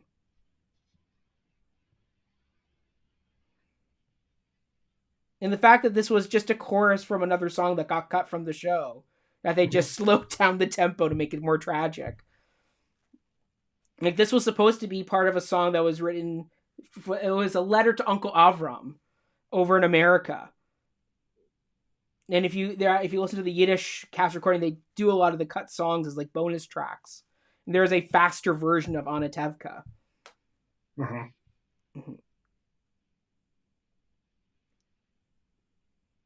once again, like, Norman Jewison does such a good job on where he chooses to do the crossfades. Like, just this long pan over people, and like, you would think, like, you go, oh yeah, that's easy enough. It's like, no. Like, he's making very deliberate choices on who he's focusing on when. Then you're crossfading.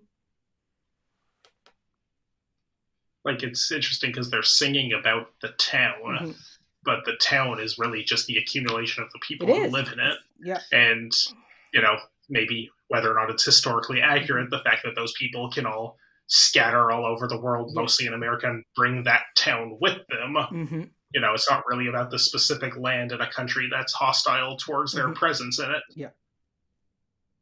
And the fact that we are lingering more so on the people than the physical geography, I think. I love the rabbi on the balcony here. Like, just that lone figure, just so tragic.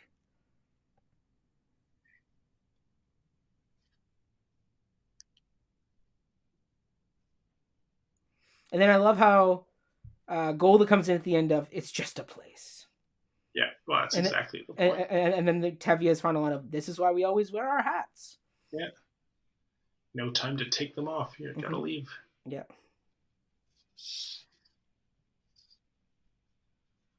Like, I love how it's just like, I can imagine in a theater that line could get a laugh depending on how Golda delivers it. Same thing with Tevye's line. It's like you have this big climactic, very sad song, and then you got these two lines that, depending on how you play them, they can actually be kind of come off as very dry comedy. Yeah.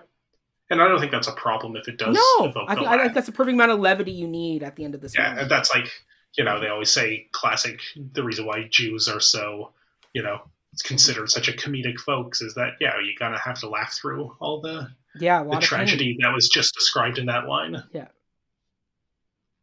It's the funny line from Seinfeld when Tim Watley, the dentist played by Bryan Cranston, converts to Judaism. Yes, for the jokes. He suspects he does it just for the jokes. He says, Jerry, it's our sense of humor that has sustained us as a people for 7,000 years, or like 3,000 years and 5,000 years. It's 5,000, even better. That's such a great episode. And then Jerry goes to the confessional booth, sits on the pew. The Raquel Welch and the buoys. I haven't heard that one. Yes. And this offends you as a Jewish person? No, it offends me as a comedian. This is just, once again, the fact that Norman Jewison gives time to these shots. Like he could have cut away when the rabbi was looking sad earlier in the shot. But the fact we get to see him walk out of the space alone. Yeah. It's just so tragic. Well, then in the earlier scene, we were kind of praising the set dressing of making the synagogue feel like a real place, like lived in. And that is the part that you have to leave behind. You can't take that building with you. Yeah. You can take the people with you and, bring that community ethos elsewhere. But the actual, the stuff they're leaving behind, they do impart it with weight. Mm-hmm.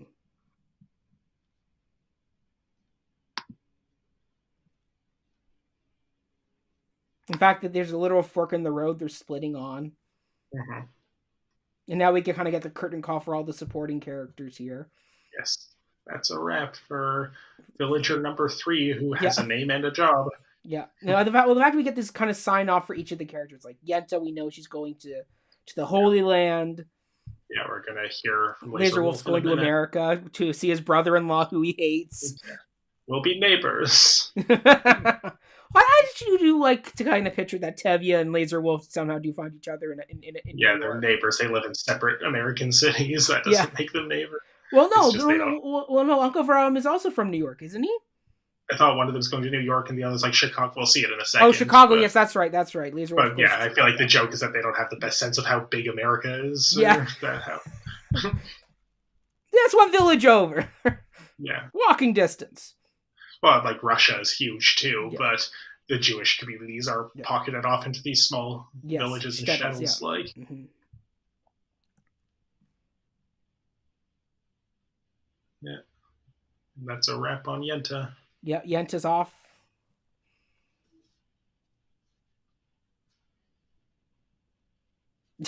And see, but that's a growth of thing. Like Topol's now, or Tevye's now saying, that Motel is a person. When before he was like, you're just a poor tailor, you're nothing to me. Yes. Now by the end, he's acknowledging that Motel has made something of himself. Yeah, and by this point, Motel's been part of his family for several years, I would say.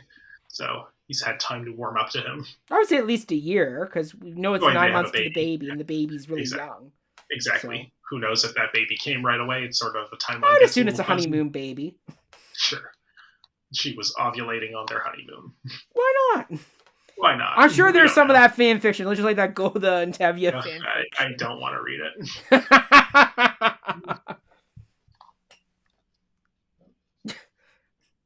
That's just a great little bicker line of, I don't want to leave a dirty house.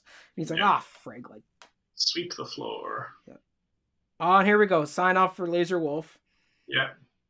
You would think he'd have more stuff with him than like 2 suitcases. Well, yeah, for all the stuff he owns, I guess that's kind of, unless he has more of it coming on like a separate cart. But maybe. Yeah, I think that's like an interesting contrast to think that Laser Wolf has everything that Tevye wanted. He's rich, he has all those possessions, but when you get kicked out, you can't take it with you. Yep. They are very much equalized in this moment. Yes. And it is Chicago. He just confirmed it's Chicago. That's what I thought I remembered, but I wasn't certain. Yeah.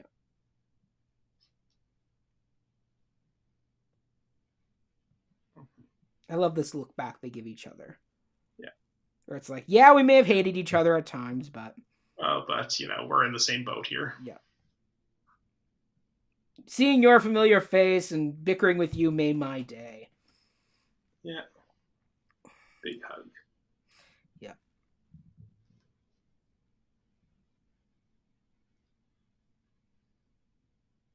And just a simple nod. Mm-hmm. And off goes Laser Wolf. Yes, that's a wrap. That's a wrap on Laser Wolf. Next. I think it's I believe it's Chava. No, it's Muddle. It's Muddle and Seidel who are next. Muddle and Seidel. Yeah. But this is a new addition. The fact that Tevye gets to say goodbye to the horse. Yeah. That's not in the stage because once again, you can't show a horse on stage. Yeah, unless you have like a whole war horse, big life-size puppet. I can't see that working with Fiddler on the roof having a war horse puppet.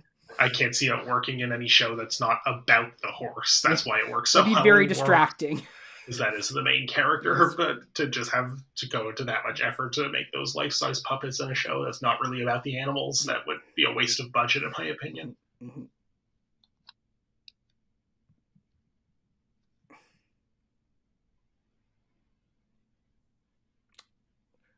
But you can really tell, like, Tevye has a real relationship with all these animals. Yeah. And he's probably had long conversations with his cow and his horse. Yeah, and that's why he was so perturbed when he thought that Laserwolf wanted to buy a cow. Or exactly. Whatnot. Even if he's still profiting off of the products that these animals provide, he doesn't kill them, and that makes him the good enemy of all. Oh wait, no, you were right. Oh, it is Hava who's there. Wait a minute. Yeah. Oh wait, no, Seidel's already there, I guess. Well, because Seidel's leaving with them. Oh, that's They're going to New York together, whereas Hava has sort of God be with you moment. Yes, that is true. Sorry, I thought they showed up at the gate, Seidel and Model. But it's tragic because they talk about where they're going to go, which is they're going to go to Germany.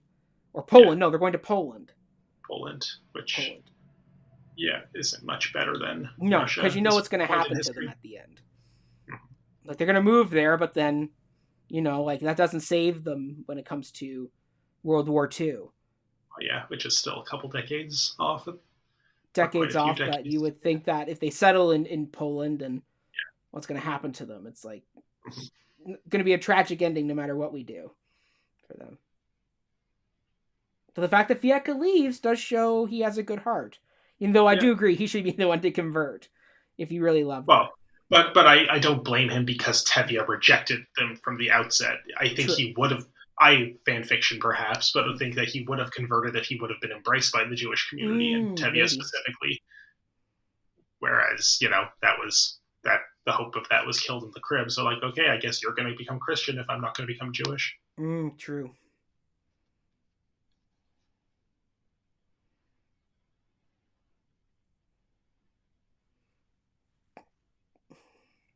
Mm-hmm. That's the good line. We cannot stay among people who can do such thing to others. They're not being forced out.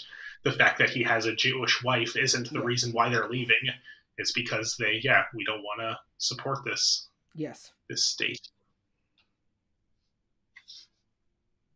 Very prophetic lines by Fieka. Doesn't get a lot, but he has some very prophetic lines of, like, some people are driven away by, I forget what it is, but then it's like by silence, like driven away by loudness, but driven away by silence. It's just as bad. Yeah. Yeah, like he's Papa, can you hear me? Yeah, he's the quiet revolutionary, whereas Perchik was the disruptive revolutionary. Correct. Which, I mean, for me, I would go more the Fieka route of quiet but stoic here. Like, he's like, no, like I have a position I'm taking. I'm just not going to go wave the red flag about it. Still committing to his principles. Yes. Here's the best line. Yeah. I love Rosalind Harris's reaction to this. It's that slow turn in that. Yeah. I can say it. Mm-hmm. And Goldie even doing that. Say it like. Yeah, God be with you. Mm-hmm.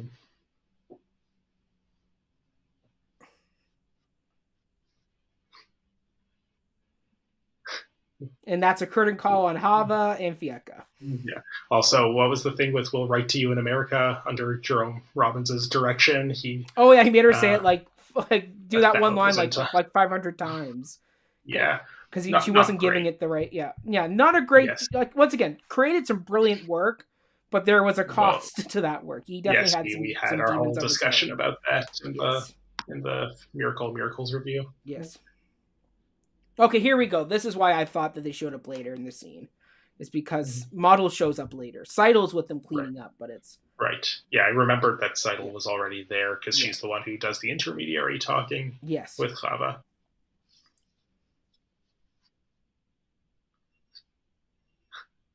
I love Model's get up with the scarf and that. Right? They all... He's just cute. He's a cute little man.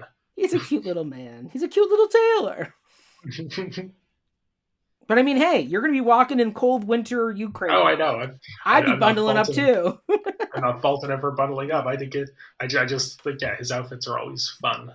Yes. And since that's his business, it seems appropriate. Yeah.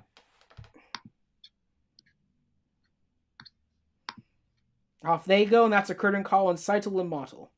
Yeah, and little baby. And little baby. What did you say? Yonkala? I think it's Yonkala. Yeah, sure. Don't get too attached to the baby. No. The sewing machine, on the other hand. We got that's what you should get attached to. Here we go. Now they're hitting the road.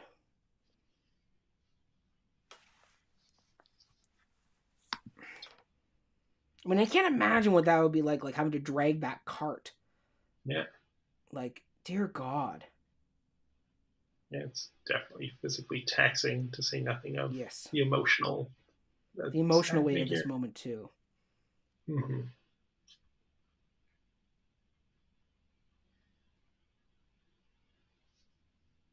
And there Tevye goes. Oh, here we go again on my own. And I would walk 500 miles. Yeah, they should at least play some cool road trip jams to get them through the journey. I mean, you got to think, if you were doing this, nowadays we would have podcasts and audiobooks and music to listen to. That's the worst thing about here, is that they don't have fun entertainment to listen to. No, you're just walking all day. It's not the fact that they have to leave their home, the only village they've ever known. Yes. But, great close-up on the constable. Yeah. As he's watching them all leave. That's great. Once again, Norman Jewison giving those little extra moments to the constable to build that character a bit more. And maybe, I don't know, I feel like this is a discussion we could have had many times over, but I wonder if because Norman Jewison, not being Jewish himself, feels like this need to we gotta dig into this character, the person who cares for them but can't be part of them, or I don't know. There's something there. There's the 15-minute library announcement. Don't worry, we are 3 minutes from the end. We're almost there. We're almost there. We got this. I mean, the fact that in the stage show, I don't want to say it ends on a happy note, but basically Tevye starts walking and get right into the Fiddler joining them. The fact that we get this great montage. Yeah, it's just the difference of what film can offer. Yes. The fact that in film you can see so many great visual images of this exodus from Anatevka. And also the other villages. So we hear about Zalotka and a few other towns that you would imagine that they're all leaving around the same time. Yeah, or at least within a few days of each other, probably. Yeah.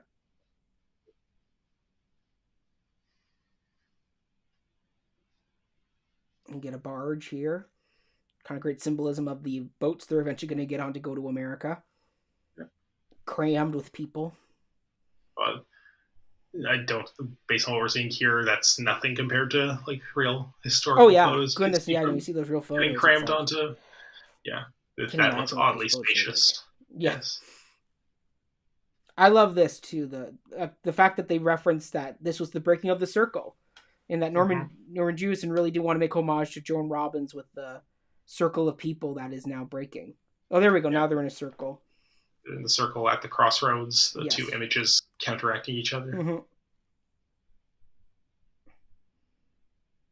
Now they break. Now we get to Tevye again. Mm-hmm. He's still going.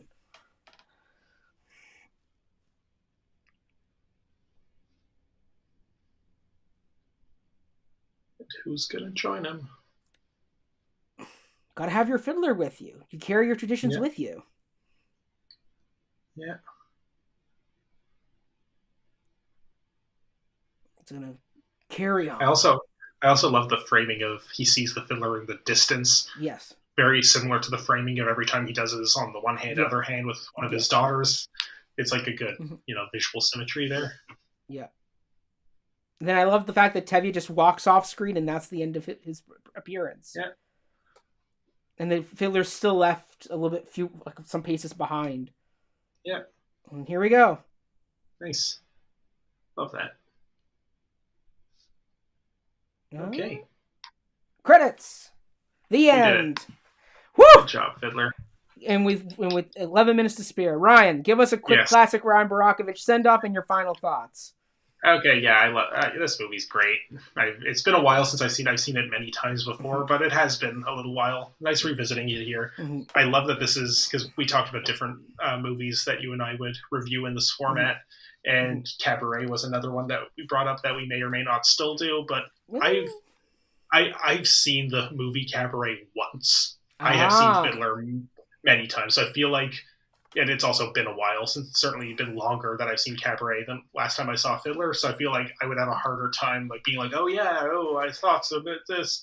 Whereas this one, because I'm so familiar with this, seen it so many times, I can definitely, I'm the kind of person who, if somebody wants to talk to me during a movie, I will pause it. Like, okay, say your thought, and now we resume. So knowing that like we're doing this live commentary overlay, I was like, oh, that's so counterintuitive to how I like to consume media.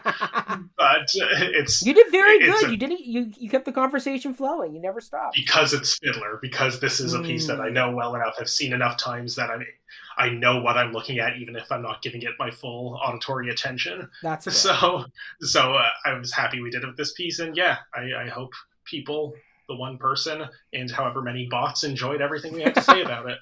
And the people who listen to this on audio, we hope you enjoy it as well. Down the line, but right now they only exist in the realm of possibility. We know there is one person who's been with us this whole time, and who may or may not be Rosalind Harris. Thank you for watching. Bravo to you. I may split this audio into 2 parts, like part 1, part 2, just because it's a 3-hour plus. It's a long movie to get through. But Ryan, thank you so much for doing this. Yes, we'll absolutely get you back for another one, whether that's Evita, Cabaret, like we will find. I feel like whatever else we do, I would want to just like watch it once on my own, even if it's something I've seen before, which it probably would be something we choose, would be something I've seen before, but I would want to have it fresh in my head to then do this commentary, be like, cool, I just watched this, let's talk about this scene and that scene. Like, agreed. Fiddler was a good first choice because I did not need to do that with this one. Love it. So thank you for bringing me on.